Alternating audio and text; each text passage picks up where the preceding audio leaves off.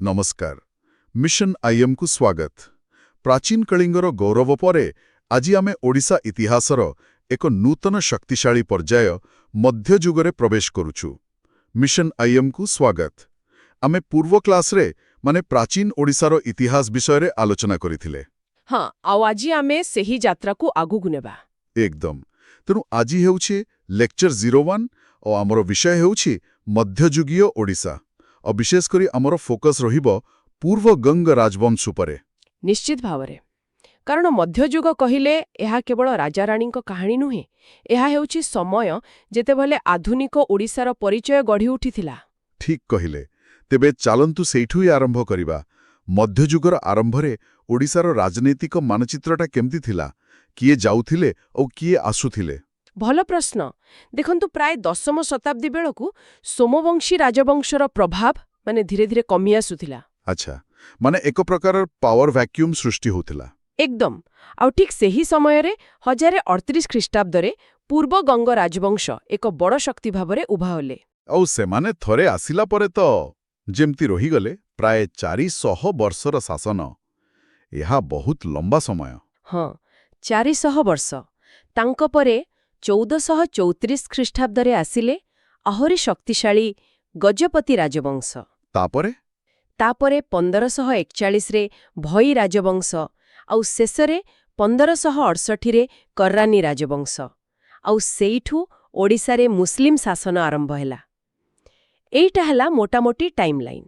ଏହି ସମୟରେ ତ ଆମ ରାଜ୍ୟର ନାଁରେ ମଧ୍ୟ ଏକ ପରିବର୍ତ୍ତନ ଆସିଥିଲା, ନୁହେଁ କି?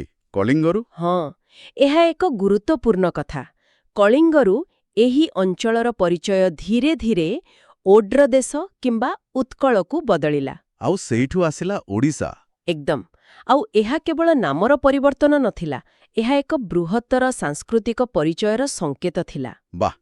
ତେବେ ଆସନ୍ତୁ ଆମର ମୁଖ୍ୟ ବିଷୟ ପୂର୍ବ ଗଙ୍ଗ ରାଜବଂଶ ଉପରେ ଆମର ଆଲୋଚନାକୁ କେନ୍ଦ୍ରିତ କରିବା। ଏମାନେ କିଏ ଥିଲେ? କେଉଁଠୁ ଆସିଲେ? ଦେଖନ୍ତୁ, ପୂର୍ବଗଙ୍ଗମାନେ ମୂଳତଃ ଦକ୍ଷିଣ ଓଡ଼ିଶା ଆଉ ଉତ୍ତର ଆନ୍ଧ୍ରପ୍ରଦେଶ ଅଞ୍ଚଳର ଏକ ହିନ୍ଦୁ ରାଜବଂଶ ଥିଲେ। ତାଙ୍କର ପ୍ରତିଷ୍ଠାତା ଥିଲେ କାମାରନବ। ଆଉ ରାଜଧାନୀ ଥିଲା କଳିଙ୍ଗନଗର। ହଁ, କଳିଙ୍ଗନଗର, ଯାହା ଆଜିର ଶ୍ରୀକାକୁଳମ୍ ଜିଲ୍ଲାର ମୁଖଲିଙ୍ଗମ୍ ପାଖରେ। କିନ୍ତୁ ମୋ ମନରେ ଗୋଟେ ପ୍ରଶ୍ନ ଆସୁଛି। ଆମ ସୋର୍ସ ମେଟେରିଆଲ କହୁଛି ଯେ ସେମାନେ 5ମ ଶତାବ୍ଦୀରୁ ଶାସନ କରୁଥିଲେ। ତେବେ 1038ରେ ଏମିତି କ'ଣ ହେଲା ଯେ ସେମାନେ ହଠାତ୍ ଏତେ ଶକ୍ତିଶାଳୀ ହୋଇଗଲେ? ଏଇଟା ହିଁ ସବୁଠୁ ଇଣ୍ଟରେଷ୍ଟିଂ ପାର୍ଟ। ପ୍ରାୟ 500 ବର୍ଷ ଧରି ସେମାନେ ଏକ ଛୋଟ ସୀମିତ ଶକ୍ତି ହୋଇ ରହିଥିଲେ। ତାହେଲେ ଟର୍ଣ୍ଣିଂ ପଏଣ୍ଟ କେବେ ଆସିଲା? ଟର୍ଣ୍ଣିଂ ପଏଣ୍ଟ ଆସିଲା 1038 ଖ୍ରୀଷ୍ଟାବ୍ଦରେ, ଯେତେବେଳେ ପଞ୍ଚମ ବଜ୍ରହସ୍ତ ସିଂହାସନରେ ବସିଲେ। ତାଙ୍କୁ ହିଁ ଏହି ରାଜବଂଶର ପ୍ରକୃତ ଉତ୍ଥାନର ଶ୍ରେୟ ଦିଆଯାଏ। ତେବେ ଚାଲନ୍ତୁ ପଞ୍ଚମ ବଜ୍ରହସ୍ତଙ୍କଠାରୁ ହିଁ କାହାଣୀ ଆରମ୍ଭ କରିବା। ସେ ଏମିତି କ'ଣ କଲେ ଯାହା ତାଙ୍କ ପୂର୍ବପୁରୁଷମାନେ କରିପାରିନଥିଲେ?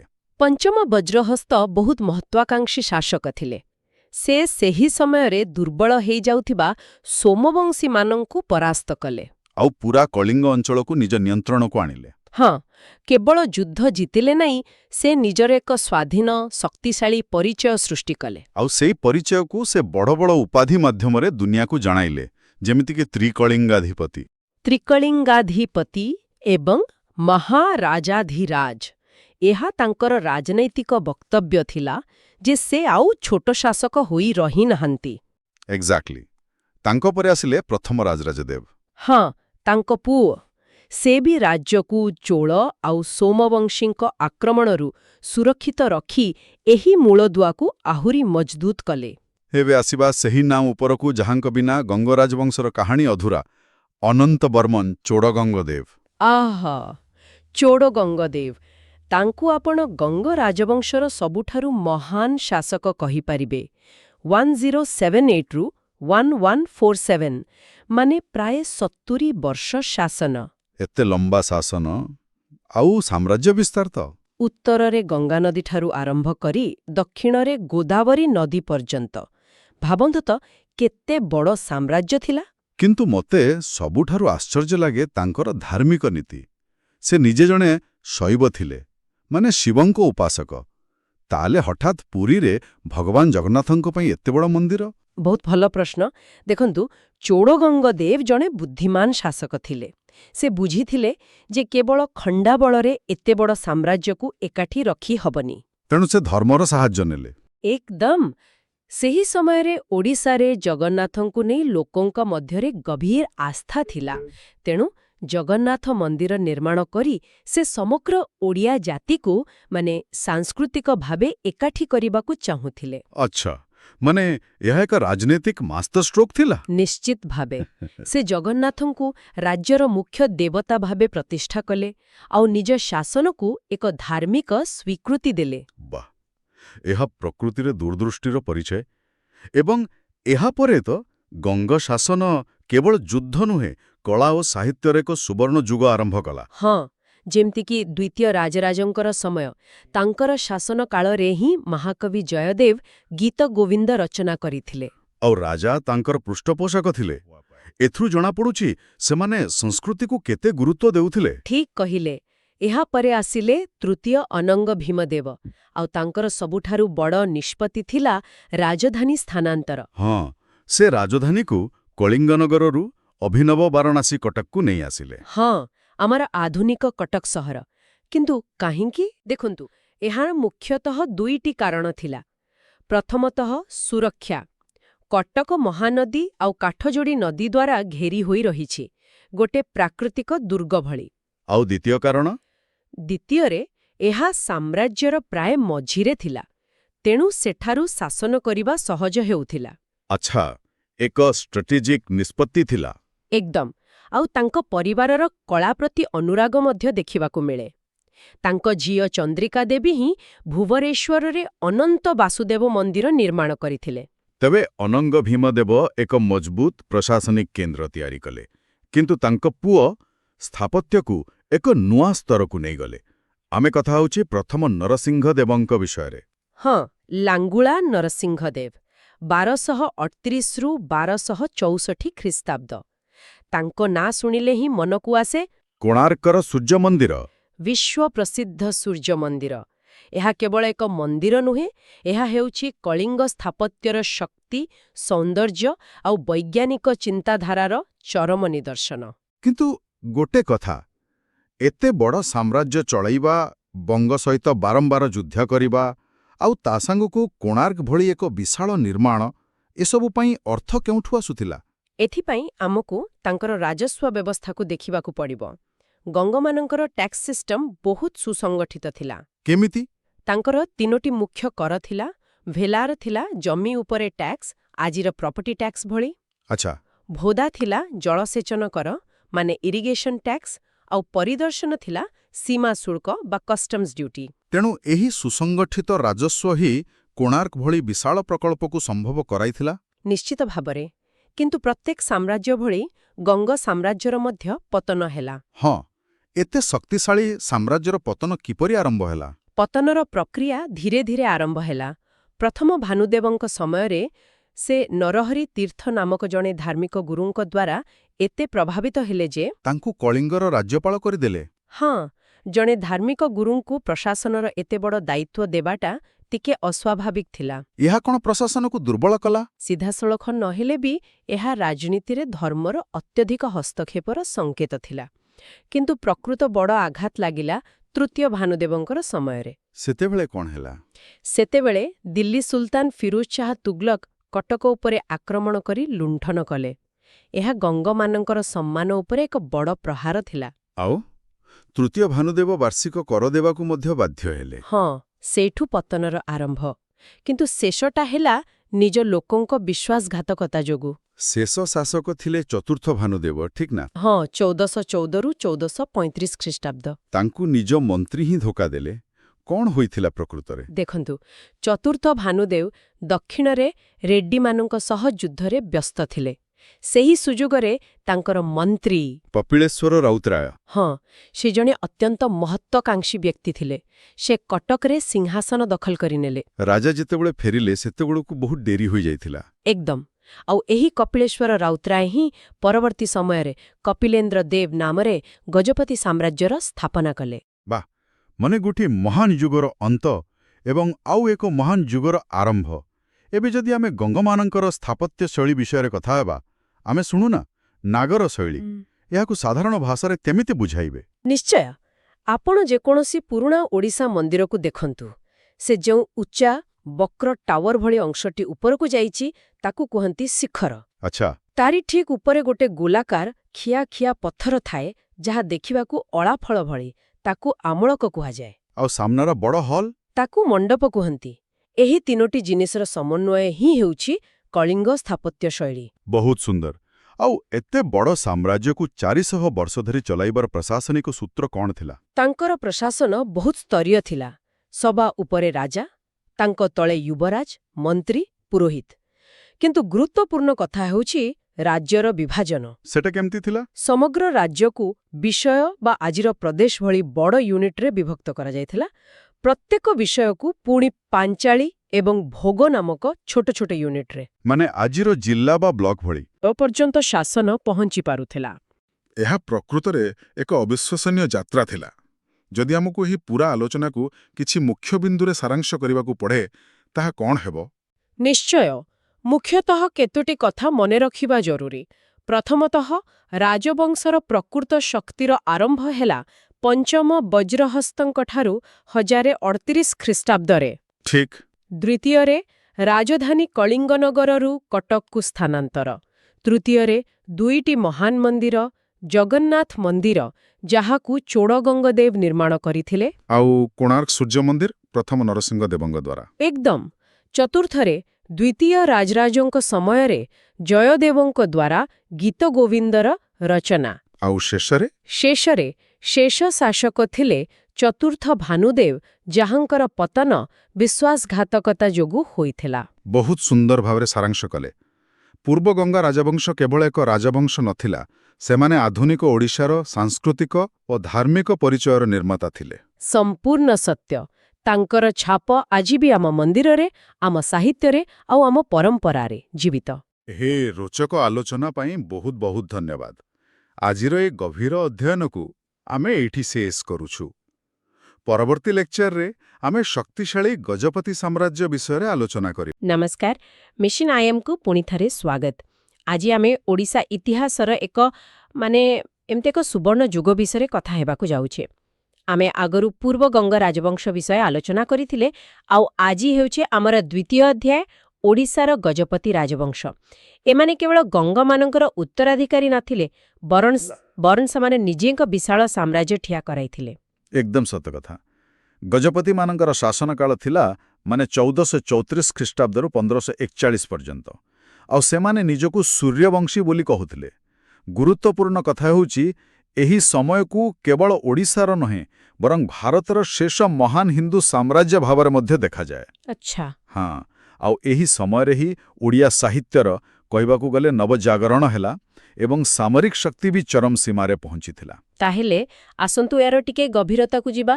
ଏହି ମହାନ ରାଜବଂଶର ପ୍ରତିଷ୍ଠାତା କିଏ ଥିଲେ? ଆରମ୍ଭ କେମିତି ହେଲା? ଏହି ରାଜବଂଶର ମୂଳଦୁଆ ପକାଇଥିଲେ କପିଲେନ୍ଦ୍ର ଦେବ। କପିଲେନ୍ଦ୍ର ଦେବ? ହଁ, ତାଙ୍କ ଶାସନକାଳ ଥିଲା 1434ରୁ 1467 ଖ୍ରୀଷ୍ଟାବ୍ଦ। ତାଙ୍କୁ କପିଲେନ୍ଦ୍ର ରାଉତରାୟ ନାମରେ ବି ଲୋକେ ଜାଣିଥିଲେ। ଏଠାରେ କଥାଟା ମୋତେ ବହୁତ ମଜାଦାର ଲାଗେ। କପିଳେନ୍ଦ୍ର ଦେବ କେବଳ ଜଣେ ଯୋଦ୍ଧା ନଥିଲେ, ସେ ତ ସଂସ୍କୃତିର ଜଣେ ବହୁତ ବଡ଼ ପୃଷ୍ଠପୋଷକ ମଧ୍ୟ ଥିଲେ। ହଁ, ନିଶ୍ଚିତ ଭାବରେ। ସେ ଆଦିକବି ସାରଳା ଦାସଙ୍କୁ ପୃଷ୍ଠପୋଷକତା ଦେଇଥିଲେ, ଯାହାଫଳରେ ଓଡ଼ିଆ ଭାଷାରେ ମହାଭାରତ ଲେଖା ହେଲା। ଏଇଟା ତ ଓଡ଼ିଆ ସାହିତ୍ୟ ପାଇଁ ଗୋଟେ ଯୁଗାନ୍ତକାରୀ ଘଟଣା। ଏକଦମ। ଆଉ ଏଠାରେ ଗୋଟେ କଥା ଦେଖିବାର ଅଛି, କିଭଳି ଭାବରେ ସାଂସ୍କୃତିକ ବିକାଶ ସହିତ ତାଳ ଦେଇ ସାମରିକ ବିସ୍ତାର ମଧ୍ୟ ଚାଲିଥିଲା। କପିଳେନ୍ଦ୍ର ଦେବଙ୍କ ସାମ୍ରାଜ୍ୟ ଉତ୍ତରରେ ନିମ୍ନ ଗଙ୍ଗା ନଦୀଠାରୁ ଆଉ ଦକ୍ଷିଣରେ କାବେରୀ ନଦୀ ପର୍ଯ୍ୟନ୍ତ ବ୍ୟାପିଥିଲା। ବାପରେ, ଗଙ୍ଗାରୁ କାବେରୀ! ହଁ, 1450 ଖ୍ରୀଷ୍ଟାବ୍ଦରେ ସେ କ'ଣ କଲେ ନା, ନିଜ ପୁଅ ହମ୍ବୀରଙ୍କୁ ରାଜମହେନ୍ଦ୍ରୀ ଓ କୋଣ୍ଡାଭିଡୁର ରାଜ୍ୟପାଳ କରିଦେଲେ। ଆଚ୍ଛା, ଦକ୍ଷିଣ ଦାୟିତ୍ୱ ଦେଇଦେଲେ। ହଁ, ଏହାପରେ 1457ର ଦକ୍ଷିଣ ଅଭିଯାନରେ ତାଙ୍କ ସେନା ବିଦର ପର୍ଯ୍ୟନ୍ତ ପହଞ୍ଚି ଯାଇଥିଲା। ତେବେ କପିଳେନ୍ଦ୍ର ଦେବଙ୍କ ପରେ କ'ଣ ହେଲା? ଏତେ ବଡ଼ ସାମ୍ରାଜ୍ୟ କ'ଣ ସ୍ଥିର ରହିଲା? ନା, ଏଇଠି ଟିକେ ସମସ୍ୟା ହେଲା। ତାଙ୍କ ପରେ ଆସିଲେ ପୁରୁଷୋତ୍ତମ ଦେବ, ଯିଏ 1467ରୁ 1497 ପର୍ଯ୍ୟନ୍ତ ରାଜୁତି କଲେ। କିନ୍ତୁ ତାଙ୍କର ଆରମ୍ଭ ବହୁତ ସଂଘର୍ଷମୟ ଥିଲା। କାହିଁକି? ସିଂହାସନ ପାଇଁ ତାଙ୍କ ନିଜ ଭାଇ ହମ୍ବିରଙ୍କ ସହିତ ହିଁ ଯୁଦ୍ଧ କରିବାକୁ ପଡ଼ିଲା। ଓହୋ, ଗୃହଯୁଦ୍ଧ। ହଁ, ଆଉ ସେଥିରେ ସେ ଶେଷରେ 1484 ଖ୍ରୀଷ୍ଟାବ୍ଦରେ ବିଜୟୀ ହେଲେ। ତେବେ ଏହି ଯୋଉ ଆଭ୍ୟନ୍ତରୀଣ କନ୍ଦଳ, ଏହାର କିଛି ପ୍ରଭାବ ବାହାର ଶତ୍ରୁଙ୍କ ଉପରେ ପଡ଼ିଥିଲା କି?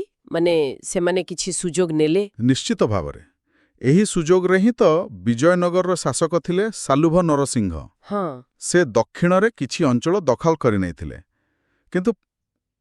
କିନ୍ତୁ ପୁରୁଷୋତ୍ତମ ଦେବଙ୍କର ସବୁଠୁ ବଡ଼ ସଫଳତା ଥିଲା ଯେ ସେ ପରେ ସେହି ସବୁ ହଜିଯାଇଥିବା ଅଞ୍ଚଳକୁ ଫେରାଇ ଆଣିଲେ। ତାମାନେ ନିଜ ଶକ୍ତିକୁ ସେ ପୁଣି ଥରେ ସୁଦୃଢ଼ କରିପାରିଲେ। ଏକଦମ। ଆଚ୍ଛା, ପୁରୁଷୋତ୍ତମ ଦେବଙ୍କ ପରେ ଆସିଲେ ପ୍ରତାପରୁଦ୍ର ଦେବ। ତାଙ୍କ ଶାସନ କାଳକୁ 1497ରୁ 1540 ଏକ ଆଧ୍ୟାତ୍ମିକ ଯୁଗ ବୋଲି କୁହାଯାଏ। ହଁ, ଆଉ ଏହି ସମୟର ସବୁଠୁ ବଡ଼ ଘଟଣା ଥିଲା 1508 ଖ୍ରୀଷ୍ଟାବ୍ଦରେ ଶ୍ରୀ ଚୈତନ୍ୟଙ୍କର ଓଡ଼ିଶା ଆଗମନ। ଓଃ, ଶ୍ରୀ ଚୈତନ୍ୟ। ହଁ, ଏହାର ଏତେ ଗଭୀର ପ୍ରଭାବ ରାଜାଙ୍କ ଉପରେ ପଡ଼ିଲା ଯେ ସେ ବୈଷ୍ଣବ ଧର୍ମ ଦ୍ୱାରା ବହୁତ ଅଧିକ ପ୍ରଭାବିତ ହୋଇଗଲେ। କିନ୍ତୁ ଦେଖନ୍ତୁ ବିଡ଼ମ୍ବନା, ଠିକ୍ ସେହି ବର୍ଷ ବଙ୍ଗଳାର ଆଲାଉଦ୍ଦିନ ହୁସେନ ଶାହ ଆକ୍ରମଣ କଲେ। ବାଃ, ତାମାନେ ଏହି ସମୟରେ ଧର୍ମ ଆଉ ଯୁଦ୍ଧ ଦୁଇଟା ଯାକ ଏକା ସାଙ୍ଗରେ ଚାଲିଥିଲା। ଏକଦମ ଠିକ୍। ମୁଖ୍ୟତଃ ଦୁଇଟି ବଡ଼ ସଂଘର୍ଷ ହୋଇଥିଲା। ପ୍ରଥମ 1512 ଖ୍ରୀଷ୍ଟାବ୍ଦରେ ବିଜୟନଗରର ରାଜା କୃଷ୍ଣଦେବ ରାୟଙ୍କ ସହ। କୃଷ୍ଣଦେବ ରାୟ ତ ବହୁତ ଶକ୍ତିଶାଳୀ ଥିଲେ। ବହୁତ। ଆଉ ଏହି ଯୁଦ୍ଧରେ ଉଦୟଗିରି ଦୁର୍ଗ ହାତରୁ ଚାଲିଗଲା। ପରେ ଗୋଟେ ସନ୍ଧି ହେଲା, ଯେଉଁଥିରେ ପ୍ରତାପରୁଦ୍ର ଦେବ ନିଜ ଝିଅ ଜଗମୋହିନୀଙ୍କୁ କୃଷ୍ଣଦେବ ରାୟଙ୍କ ସହ ବିବାହ ଦେଲେ। ଆଚ୍ଛା, ଏକ କୂଟନୈତିକ ସମ୍ପର୍କ। ହଁ, ଆଉ କୃଷ୍ଣା ନଦୀକୁ ଦୁଇ ରାଜ୍ୟର ସୀମା ଭାବରେ ସ୍ଥିର କରାଗଲା। ଆଉ ଦ୍ୱିତୀୟ ସଂଘର୍ଷ? ଦ୍ୱିତୀୟଟି ଥିଲା 1522 ଖ୍ରୀଷ୍ଟାବ୍ଦରେ ଗୋଲକୋଣ୍ଡାର ସୁଲତାନ କୁଲି କୁତୁବ ଶାହଙ୍କ ସହିତ। ଏଥର କ'ଣ ହେଲା? ଏଥର କିନ୍ତୁ ପ୍ରତାପରୁଦ୍ର ଦେବ ଜିତିଲେ। ବାଃ। ହଁ, ଆଉ ଏହି ବିଜୟର ସ୍ମୃତିରେ ସେ କୃଷ୍ଣା ନଦୀ କୂଳରେ ମଙ୍ଗଳଗିରି ମନ୍ଦିର ନିର୍ମାଣ କରିଥିଲେ। ତେବେ ଏତେ ବଡ଼ ସାମ୍ରାଜ୍ୟ, ଏହା ଚାଲୁଥିଲା କେମିତି? ମାନେ ଏହାର ପ୍ରଶାସନିକ ବ୍ୟବସ୍ଥା ବିଷୟରେ ଟିକେ କୁହନ୍ତୁ। ରାଜଧାନୀ ତ ଥିଲା କଟକ ପାଟନା, ଆଜିର ଆମ କଟକ। ଆଉ ଶାସନକୁ ମୁଖ୍ୟତଃ ଦୁଇ ଭାଗରେ ବାଣ୍ଟି ଦିଆଯାଇଥିଲା। ଗୋଟେ ହେଲା ବେସାମରିକ ଅଧିକାରୀ, ମାନେ ସିଭିଲ୍ ଅଫିସିଆଲ୍ସ। ଠିକ୍ ଅଛି। ଆଉ ଆରଟା ହେଲା ସାମରିକ ଅଧିକାରୀ, ମିଲିଟାରୀ ଅଫିସର୍ସ। ବେସାମରିକ ବିଭାଗରେ ଅମାତ୍ୟ, ମନ୍ତ୍ରୀ, ଶ୍ରେଣୀ ଶିରୋମଣି ଆଉ ସାନ୍ଧି ବିଗ୍ରାହୀ ଭଳି ପଦବୀ ଥିଲା। ସାନ୍ଧି ବିଗ୍ରାହୀ, ଏହାର ଅର୍ଥ କ'ଣ? ମାନେ ଯୁଦ୍ଧ ଓ ଶାନ୍ତି ମନ୍ତ୍ରୀ, ଆଜିକାଲିର ଫରେନ୍ ଆଫେୟାର୍ସ ଆଉ ଡିଫେନ୍ସ ମିନିଷ୍ଟରଙ୍କ କାମ ମିଶିକି। ବହୁତ ଗୁରୁତ୍ୱପୂର୍ଣ୍ଣ ପଦବୀ ତ। ଏକଦମ। ସେହିପରି ସାମରିକ ବିଭାଗରେ ସେନା ନରେନ୍ଦ୍ର, ବାହିନୀପତି ଏବଂ ରାଉତରାୟ ଭଳି ପଦବୀ ରହିଥିଲା। ଆଉ ଭୂମି ଓ ରାଜସ୍ୱ ବ୍ୟବସ୍ଥା କେମିତି ଥିଲା? ଦେଖନ୍ତୁ, ଶାସନର ସୁବିଧା ପାଇଁ ପୁରା ସାମ୍ରାଜ୍ୟକୁ ପ୍ରଦେଶରେ ଭାଗ କରାଯାଇଥିଲା। ପ୍ରଦେଶ ମାନେ ରାଜ୍ୟ? ହଁ, ଯାହାକୁ ଦଣ୍ଡପାଟ ବା ରାଜ୍ୟ କହୁଥିଲେ। ତା ତଳକୁ ଥିଲା ସୀମା, ସ୍ଥଳ ବା ମୁଠା, ଆଉ ସବା ତଳେ ଗ୍ରାମ। ଆଉ ପ୍ରଦେଶର ମୁଖ୍ୟଙ୍କୁ କ'ଣ କୁହାଯାଉଥିଲା? ତାଙ୍କୁ ପରୀକ୍ଷା ବା ରାଜା କୁହାଯାଉଥିଲା। ଜମି ମାପିବା ପାଇଁ ଘୁଣ୍ଟ, ମାଣ, ବାଟି ଭଳି ଏକକ ବ୍ୟବହାର ହେଉଥିଲା। ଆଉ ରାଜସ୍ୱ ଆଦାୟକାରୀଙ୍କୁ ନାୟକ ବା ନାଇଡୁ କୁହାଯାଉଥିଲା। ଆଚ୍ଛା, ଆମେ ସାରଳା ଦାସଙ୍କ କଥା ଆଗରୁ କହିଥିଲେ, ତେବେ ସାହିତ୍ୟ କ୍ଷେତ୍ରରେ ଆଉ କ'ଣ ବିଶେଷତା ଥିଲା? ଏହି ଯୁଗକୁ ତ ସାରଳା ଯୁଗ ହିଁ କୁହାଯାଏ। 1500 ଶତାବ୍ଦୀରେ ସାରଳା ଦାସ ଓଡ଼ିଆ ସାହିତ୍ୟକୁ ଏକ ନୂଆ ଦିଗ ଦେଇଥିଲେ। ଆଉ ଗଜପତି ଶାସକମାନେ ନିଜେ ଓଡ଼ିଆ କାବ୍ୟ କବିତାକୁ ବହୁତ ସକ୍ରିୟ ଭାବେ ସମର୍ଥନ କରୁଥିଲେ। ତାହେଲେ ସାମଗ୍ରିକ ଭାବେ ଦେଖିଲେ ଏହା ଏକ ଏମିତି ଯୁଗ ଥିଲା ଯେଉଁଠି ସାମରିକ ଶକ୍ତି, ସାହିତ୍ୟ ଏବଂ ଭକ୍ତି ଭାବନାର ଏକ ଅପୂର୍ବ ସମନ୍ୱୟ ଦେଖିବାକୁ ମିଳୁଛି। ନିଶ୍ଚିତ ଭାବରେ ବୈଷ୍ଣବ ଧର୍ମ ତ ରାଜ୍ୟ ଧର୍ମ ଥିଲା, ଆଉ ସାଂସ୍କୃତିକ ସମୃଦ୍ଧି ସାମରିକ ଶକ୍ତି ସହିତ କାନ୍ଧକୁ କାନ୍ଧ ମିଳାଇ ଚାଲିଥିଲା। କିନ୍ତୁ ସବୁ ମହାନ ସାମ୍ରାଜ୍ୟ ପରି ଏହାର ମଧ୍ୟ ପତନ ହେଲା। ଏହାର ଅନ୍ତ କେମିତି ହେଲା? ରାଜବଂଶରେ ଶେଷ ଶାସକ ଥିଲେ ଅଖାରୁଆ ଦେବ। 1541 ଖ୍ରୀଷ୍ଟାବ୍ଦରେ ତାଙ୍କର ନିଜ ମନ୍ତ୍ରୀ ଗୋବିନ୍ଦ ବିଦ୍ୟାଧର ତାଙ୍କୁ ହତ୍ୟା କରିଥିଲେ। କ'ଣ କହିଲେ? ନିଜ ମନ୍ତ୍ରୀ? ହଁ। ଏକ ବିଶ୍ୱାସଘାତକତା। ହଁ, ଏକଦମ। ଏହି ଘଟଣା ସହିତ ହିଁ ଗଜପତି ରାଜବଂଶର ଅନ୍ତ ହେଲା। ଆଉ ଓଡ଼ିଶାରେ ଭୋଇ ରାଜବଂଶର ଉତ୍ଥାନ ହେଲା। ତେବେ ଏସବୁରୁ ଆମେ କ'ଣ ବୁଝିଲେ? ଗଜପତି ରାଜବଂଶ କେବଳ ଏକ ବିଶାଳ ସାମ୍ରାଜ୍ୟର ନିର୍ମାତା ନଥିଲେ, ବରଂ ଓଡ଼ିଆ ସାହିତ୍ୟ ଓ ସଂସ୍କୃତିର ଏକ ସୁବର୍ଣ୍ଣ ଯୁଗର ପୃଷ୍ଠପୋଷକ ମଧ୍ୟ ଥିଲେ, ଯାହା ଆଜି ବି ଆମ ପରିଚୟର ଏକ ଅବିଚ୍ଛେଦ୍ୟ ଅଙ୍ଗ।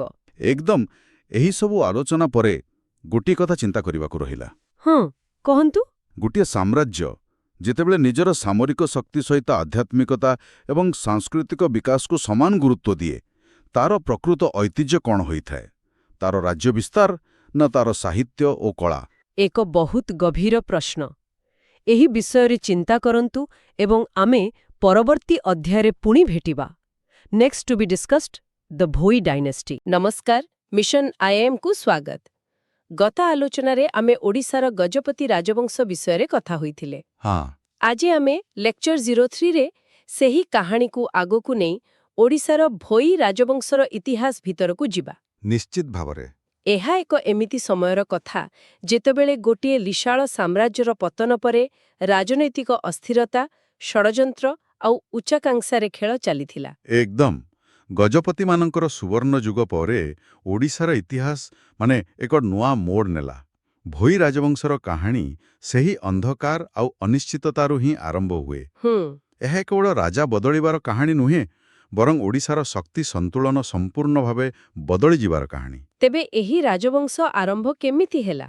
ଏହାର ମୂଳଦୁଆ କିଏ ପକାଇଥିଲେ ଆଉ କେବେ? ଦେଖନ୍ତୁ, ଭୋଇ ରାଜବଂଶର ପ୍ରତିଷ୍ଠାତା ଥିଲେ ଗୋବିନ୍ଦ ବିଦ୍ୟାଧର। ଗୋବିନ୍ଦ ବିଦ୍ୟାଧର? ହଁ, ସେ 1541 ଖ୍ରୀଷ୍ଟାବ୍ଦରେ ଶାସନ ଆରମ୍ଭ କଲେ। ଆଉ ଏହାର ଯେଉଁ ପ୍ରାରମ୍ଭିକ ପର୍ଯ୍ୟାୟ ଥିଲା, ତାହା 1541ରୁ 1558 ଖ୍ରୀଷ୍ଟାବ୍ଦ ପର୍ଯ୍ୟନ୍ତ ଚାଲିଥିଲା। କିନ୍ତୁ କ୍ଷମତାକୁ ଆସିବାଟା ସେତେବେଳେ ସହଜ ନଥିବ। ଆଦୌ ନୁହେଁ। ଏଇଠି ହିଁ ତ କଥାଟା ଆହୁରି ମଜାଦାର ହେଉଛି। ସେ ରାଜା ହେଲେ କେମିତି? ସେଇଟା ଗୋଟେ ବଡ଼ କାହାଣୀ।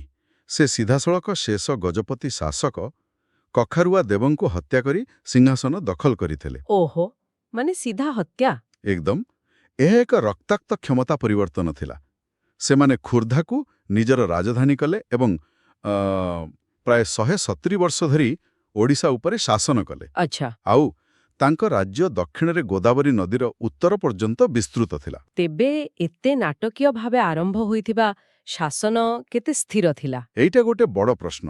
ଏହାର ଦୁଇଟି ଅଲଗା ଅଲଗା ଦିଗ ଥିଲା, ବୁଝିଲେ। ବୈଦେଶିକ ସ୍ତରରେ ସେ ପଡ଼ୋଶୀ ରାଜ୍ୟମାନଙ୍କ ସହିତ ସଂଘର୍ଷରେ ଥିଲେ, କିନ୍ତୁ ଗୋଲକୋଙ୍ଗାର ସୁଲତାନଙ୍କ ସହିତ ଗୋଟେ ଚୁକ୍ତି କରିବାରେ ସଫଳ ହେଲେ। କିଭଳି ଚୁକ୍ତି? ସେହି ଚୁକ୍ତିରେ ଗୋଦାବରୀ ନଦୀକୁ ଦୁଇ ରାଜ୍ୟ ମଧ୍ୟରେ ସୀମା ଭାବରେ ସ୍ୱୀକୃତି ଦିଆଗଲା। ଏହା ଏକ ବଡ଼ କୂଟନୈତିକ ସଫଳତା ଥିଲା। ଆଉ ରାଜ୍ୟ ଭିତରର ସ୍ଥିତି କେମିତି ଥିଲା? ସେଇଠି ପ୍ରକୃତ ସମସ୍ୟା ଥିଲା। ତାଙ୍କ ଶାସନକାଳ ପୁରାପୁରି ଆଭ୍ୟନ୍ତରୀଣ ଗୃହଯୁଦ୍ଧ ଆଉ ବାରମ୍ବାର ବିଦ୍ରୋହରେ ବୁଡ଼ି ରହିଥିଲା। ଆଚ୍ଛା। ଏଇଥିପାଇଁ ହେଲା କ'ଣ କି କେନ୍ଦ୍ରୀୟ କର୍ତ୍ତୃପକ୍ଷ ବହୁତ ଦୁର୍ବଳ ହୋଇପଡ଼ିଲେ। ତାଙ୍କ ପରେ କ'ଣ ହେଲା? ଏ ଅସ୍ଥିରତା କ'ଣ ସେମିତି ଚାଲୁ ରହିଲା? ହଁ, ତାଙ୍କ ପରେ ତ ପରିସ୍ଥିତି ଆହୁରି ଖରାପ ହେଲା। ଦୁର୍ବଳ କ୍ଷମତା ଆଉ ଆଭ୍ୟନ୍ତରୀଣ ସଂଘର୍ଷର ଗୋଟେ ଲମ୍ବା ପର୍ଯ୍ୟାୟ ଆରମ୍ଭ ହେଲା। କିଏ କିଏ ଥିଲେ ସେତେବେଳେ? ଦେଖନ୍ତୁ, ଗୋବିନ୍ଦ ବିଦ୍ୟାଧରଙ୍କ ପରେ ଆସିଲେ ରଘୁବଂଶ ଛୋଟରାୟ, ତାଙ୍କ ପରେ ଚକ୍ରପ୍ରତାପ, ତାପରେ ନରସିଂହ ଜେନା ଆଉ ଶେଷରେ ରଘୁରାମ ଜେନା। ବାପରେ, ଏତେ ଶାସକ ଏତେ କମ୍ ସମୟରେ? ହଁ, ଆଉ ଏହି ସମଗ୍ର ସମୟ ରାଜବଂଶ ପାଇଁ ଅତ୍ୟନ୍ତ ଦୁର୍ବଳ ଥିଲା। ଠିକ୍ ଅଛି। ତେବେ ଏ ଦୁର୍ବଳତାର ସୁଯୋଗ କେହି ଜଣେ ତ ନିଶ୍ଚୟ ନେଇଥିବେ। ଏବେ ଆସନ୍ତୁ ମୁକୁନ୍ଦ ଦେବଙ୍କ ବିଷୟରେ କଥା ହେବା। ଏକଦମ ଠିକ୍। 1560 ଖ୍ରୀଷ୍ଟାବ୍ଦ ବେଳକୁ ମୁକୁନ୍ଦ ଦେବଙ୍କର ଉତ୍ଥାନ ହେଲା। କିନ୍ତୁ ଏଠାରେ ଗୋଟେ କଥା ମନେ ରଖିବାକୁ ହେବ, ସେ କିନ୍ତୁ ଭୋଇ ବଂଶର ନଥିଲେ। ଆଚ୍ଛା, ତେବେ? ସେ ଥିଲେ ଚାଲୁକ୍ୟ ପରିବାରର। ସେ ରାଜା ଚକ୍ରପ୍ରତାପଙ୍କ ଅଧୀନରେ ଜଣେ ମନ୍ତ୍ରୀ ଥିଲେ। ତେବେ ଜଣେ ମନ୍ତ୍ରୀ କ୍ଷମତାକୁ ଆସିଲେ କେମିତି? ପୁଣି ସେହି ଗୋଟିଏ ରାସ୍ତା, ବିଶ୍ୱାସଘାତକତା ଓ ରକ୍ତପାତ। ଓହୋ। ସେ ଦୁଇଜଣ ଭୋଇ ରାଜାଙ୍କୁ ହତ୍ୟା କରି କ୍ଷମତା ଦଖଲ କଲେ ଆଉ 1559 ଖ୍ରୀଷ୍ଟାବ୍ଦରେ ନିଜକୁ ଶାସକ ଭାବରେ ଘୋଷଣା କଲେ। ତେବେ ଏହି ନୂଆ ରାଜା ଶାସନ କରିବାରେ କେତେ ଦୂର ସକ୍ଷମ ଥିଲେ? ପ୍ରାରମ୍ଭରେ ସେ ବହୁତ ସଫଳ ଥିଲେ। ସେ ଜଣେ ଦକ୍ଷ ଯୋଦ୍ଧା ଥିଲେ। 1560 ଖ୍ରୀଷ୍ଟାବ୍ଦରେ ସେ ବଙ୍ଗର ସୁଲତାନ ଘିଆସୁଦ୍ଦିନ ଜାଲାଲ ଶାହଙ୍କୁ ପରାସ୍ତ କଲେ ଆଉ ତାଙ୍କୁ ସେ ଅଞ୍ଚଳରୁ ବାହାର କରିଦେଲେ। ହଁ, ଏକଦମ। ଏହାପରେ ବୋଧେ କୂଟନୀତିୟ ପାଳି ଆସିଲା। ସେତେବେଳେ ସମ୍ପର୍କର ସମୀକରଣ କେମିତି ଥିଲା? ବହୁତ ଜଟିଳ ଥିଲା। ଏହା ଏକ ତ୍ରିକୋଣୀୟ ସମ୍ପର୍କ ଥିଲା ବୋଲି କହିପାରିବା। ତ୍ରିକୋଣୀୟ? ହଁ, ଗୋଟିଏ ପଟେ ମୁକୁନ୍ଦ ଦେବ, ଅନ୍ୟପଟେ ବଙ୍ଗର ଶାସକ ସୁଲେମାନ କାରାନି, ଆଉ ତୃତୀୟ ପଟେ? ତୃତୀୟ ପଟେ ମୁଗଲ ସମ୍ରାଟ ଆକବର। ଆଚ୍ଛା। ତ ମୁକୁନ୍ଦଦେବ ଆକବରଙ୍କ ସହ ଏକ କୂଟନୈତିକ ମେଣ୍ଟ କରିଥିଲେ, କିନ୍ତୁ ସୁଲେମାନ କରାନୀଙ୍କ ସହ ତାଙ୍କର ଶତ୍ରୁତା ଥିଲା। ଆଉ ଏହି ଶତ୍ରୁତା ବଢ଼ିଲା କେମିତି? ଏହି ତିକ୍ତତା ସେତେବେଳେ ବଢ଼ିଗଲା ଯେତେବେଳେ କରାନୀଙ୍କ ପ୍ରତିଦ୍ୱନ୍ଦ୍ୱୀ ଇବ୍ରାହିମ୍ ଓଡ଼ିଶାରେ ଆସି ଆଶ୍ରୟ ନେଲେ। ଯେତେବେଳେ ବଙ୍ଗ ପ୍ରତିଶୋଧ ନେଲା, ସେମାନେ ସାହାଯ୍ୟ କଲେ କି? ଦୁର୍ଭାଗ୍ୟବଶତଃ ନା, ଏଇଠି ହିଁ ଖେଳ ବଦଳିଗଲା।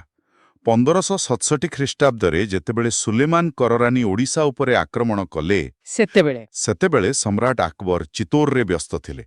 ତାଙ୍କ ପାଇଁ ରାଜପୁତାନା ଅଧିକ ଗୁରୁତ୍ୱପୂର୍ଣ୍ଣ ଥିଲା। ତେବେ ମୁଘଲ ଗଭର୍ଣ୍ଣର ସେ ବି କିଛି କଲେନି? ନା, ମୁନିମ୍ ଖାନ୍ ମଧ୍ୟ ଏଥିପ୍ରତି ଧ୍ୟାନ ଦେଲେ ନାହିଁ। ଫଳରେ ମୁକୁନ୍ଦଦେବଙ୍କୁ ପୁରା ଏକା ଲଢ଼ିବାକୁ ପଡ଼ିଲା। ତାହେଲେ ଏସବୁର ପରିଣାମ କ'ଣ ହେଲା? ପରିଣାମ ବହୁତ ଖରାପ ହେଲା। ମୁକୁନ୍ଦଦେବ ସୁଲେମାନଙ୍କ ପୁଅ ବାୟାଜିଦ୍ କରରାଣୀଙ୍କ ଦ୍ୱାରା ଯୁଦ୍ଧକ୍ଷେତ୍ରରେ ପରାସ୍ତ ହେଲେ। ସେ କୋଟସୀମା ଦୁର୍ଗରେ ଆଶ୍ରୟ ନେଲେ, କିନ୍ତୁ ରାଜଧାନୀ କଟକ ଶତ୍ରୁଙ୍କ ହାତକୁ ଚାଲିଗଲା। ତାଙ୍କର ପତନ କେମିତି ହେଲା? ଏହା କେବଳ ବାହ୍ୟ ଆକ୍ରମଣ ଯୋଗୁଁ ହୋଇଥିଲା ନା ଆଉ କିଛି କାରଣ ଥିଲା? ଏହା ଗୋଟେ ବହୁତ ବଡ଼ ଟ୍ରାଜେଡି। କେବଳ ବାହ୍ୟ ଆକ୍ରମଣ ନୁହେଁ, ଆଭ୍ୟନ୍ତରୀଣ ବିଶ୍ୱାସଘାତକତା ବି ଥିଲା। କିଏ କରିଥିଲା? ରାମଚନ୍ଦ୍ର ଭଞ୍ଜ ନାମକ ଜଣେ ସାମନ୍ତ ରାଜା। ସେ ଏକ ଆଭ୍ୟନ୍ତରୀଣ ବିଦ୍ରୋହ ଆରମ୍ଭ କଲେ। ଏହା ତ ପଛରୁ ଛୁରୀ ମାରିବା ଭଳି କଥା ହେଲା। ଏକଦମ। ତେଣୁ ଏହି ବିଦ୍ରୋହୀଙ୍କୁ ଦମନ କରିବା ପାଇଁ ମୁକୁନ୍ଦଦେବ କରରାଣୀଙ୍କ ସହ ଶାନ୍ତି ସ୍ଥାପନ କଲେ। କିନ୍ତୁ ଶେଷରେ କ'ଣ ହେଲା? କିନ୍ତୁ 1568 ଖ୍ରୀଷ୍ଟାବ୍ଦରେ ସେହି ରାମଚନ୍ଦ୍ର ଭଞ୍ଜଙ୍କ ସହ ଯୁଦ୍ଧରେ ହିଁ ତାଙ୍କର ପ୍ରାଣ ଗଲା। ଆଉ ତାପରେ? ଏହାର ସୁଯୋଗ ନେଇ ସୁଲେମାନ କରରାଣୀ ପୁରା ଖୋର୍ଦ୍ଧା ଉପରେ ଆକ୍ରମଣ କଲେ ଏବଂ ଓଡ଼ିଶା ପ୍ରଥମ ଥର ପାଇଁ ମୁସଲିମ ଶାସନ ଅଧୀନକୁ ଆସିଲା। ଓଡ଼ିଶାର ଶେଷ ସ୍ୱାଧୀନ ହିନ୍ଦୁ ରାଜାଙ୍କର ଏକ ଦୁଃଖଦ ଅନ୍ତ। ଏହାପରେ ଓଡ଼ିଶାରେ କି ପରିବର୍ତ୍ତନ ଆସିଲା? ଏହି ଘଟଣା ପରେ ଓଡ଼ିଶାରେ ମୋଗଲ ଆଫଗାନ ସଂଘର୍ଷ ଆରମ୍ଭ ହେଲା। ଆଉ ଭୋଇ ରାଜବଂଶ? ଭୋଇ ରାଜବଂଶ ଖୋର୍ଦ୍ଧାରେ କ୍ଷୀଣ ପ୍ରଭାବ ସହ ଜାରି ରହିଲା। କିନ୍ତୁ ସବୁଠାରୁ ଦୁଃଖଦ ଘଟଣା ଥିଲା ମନ୍ଦିରମାନଙ୍କର ବ୍ୟାପକ ଧ୍ୱଂସ। କଳା ପାହାଡ଼? ହଁ, କୋଣାର୍କ ସୂର୍ଯ୍ୟ ମନ୍ଦିର ଏବଂ ଜଗନ୍ନାଥପୁରୀ ମନ୍ଦିର ଉପରେ ଆକ୍ରମଣ ହୋଇଥିଲା। ଆଉ ଏହି ଧ୍ୱଂସ କାର୍ଯ୍ୟ ପଛରେ ସୁଲେମାନ କରରାଣୀଙ୍କ ସେନାପତି କଳାପାହାଡ଼ର ମୁଖ୍ୟ ଭୂମିକା ଥିଲା।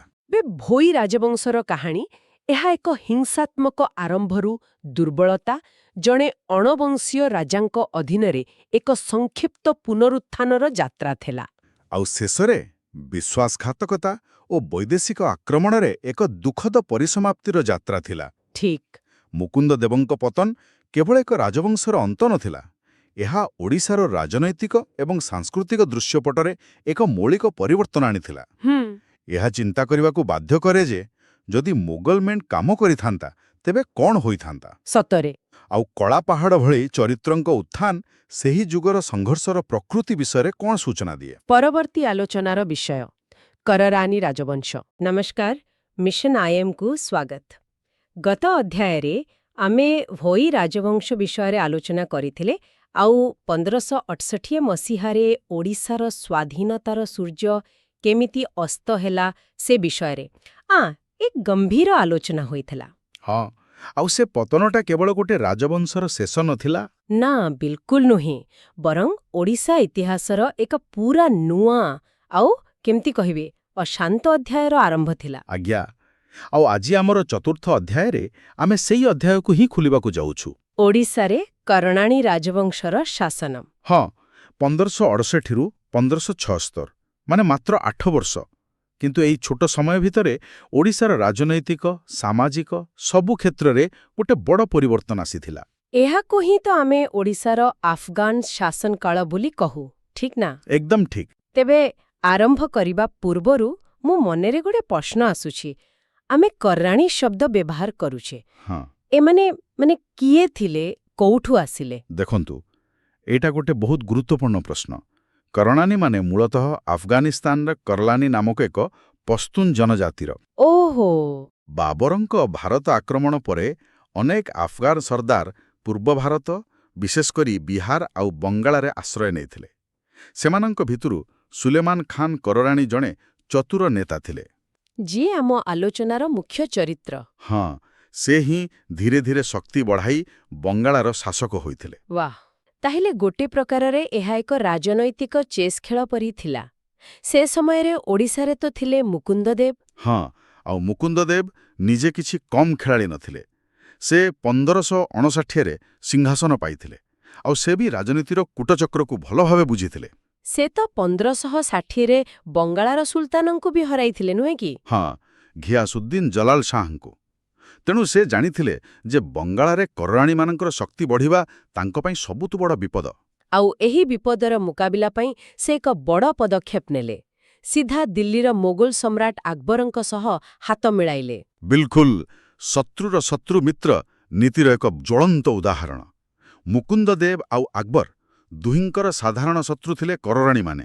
ସେଥିପାଇଁ ସେ ମୋଗଲ ଦରବାରକୁ ଦୂତ ବି ପଠାଇଥିଲେ। ହଁ, ଏହା ଗୋଟେ ତ୍ରିକୋଣୀୟ ଶକ୍ତି ସଂଘର୍ଷର ମଞ୍ଚ ପ୍ରସ୍ତୁତ କଲା ଓଡ଼ିଶା, ବଙ୍ଗଳା ଆଉ ଦିଲ୍ଲୀ। କିନ୍ତୁ ଏମିତି ଦୂରବର୍ତ୍ତୀ ମେଣ୍ଟ ସବୁବେଳେ କାମ ଦିଏନି। ସୁଲେମାନ କରାଣୀ ବୋଧହୁଏ ଏହି ମେଣ୍ଟର ଦୁର୍ବଳତାକୁ ଠିକ୍ ଭାବେ ଜାଣିଥିଲେ। ଆପଣ ଏକଦମ ଠିକ୍ କଥା ଧରିଛନ୍ତି। ସୁଲେମାନ କରାଣୀ ଜଣେ ବହୁତ ଧୈର୍ଯ୍ୟଶୀଳ ଶାସକ ଥିଲେ। ସେ ଠିକ୍ ସମୟକୁ ଅପେକ୍ଷା କରୁଥିଲେ। ଆଉ ସେ ସୁଯୋଗ ଆସିଲା 1567ରେ। ହଁ, ଯେତେବେଳେ ଆକବର ନିଜର ପୁରା ଧ୍ୟାନ ରାଜପୁତାନା ଚିତ୍ତୋରଗଡ଼ ଅଭିଯାନରେ ଲଗାଇଥିଲେ। ପୂର୍ବ ଭାରତ ସେତେବେଳେ ମୋଗଲଙ୍କ ପାଇଁ ପ୍ରାଥମିକତା ନଥିଲା। ଆଉ ସେତେବେଳର ମୋଗଲ ଗଭର୍ଣ୍ଣର ମୁନିମ ଖାନ୍, ସେ କ'ଣ କରୁଥିଲେ? ସେ ତ ଗୋଟେ ପ୍ରକାରରେ ଚୁପ୍ ରହିଲେ। ଏଥିରୁ ସେ ସମୟର ରାଜନୀତିର କଠୋର ସତ୍ୟ ଜଣାପଡ଼େ। ମୋଗଲମାନଙ୍କ ପାଇଁ ଏସବୁ ମେଣ୍ଟ ଥିଲା ସୁବିଧାବାଦୀ।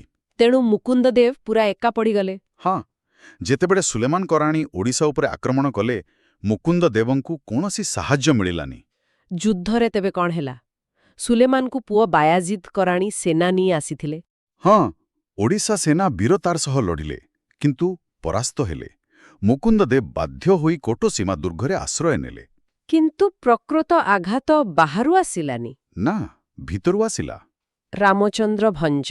ବିଲକୁଲ, ଇତିହାସର ସବୁଠୁ ବଡ଼ ବିଶ୍ୱାସଘାତକତାମାନଙ୍କ ମଧ୍ୟରୁ ଗୋଟିଏ।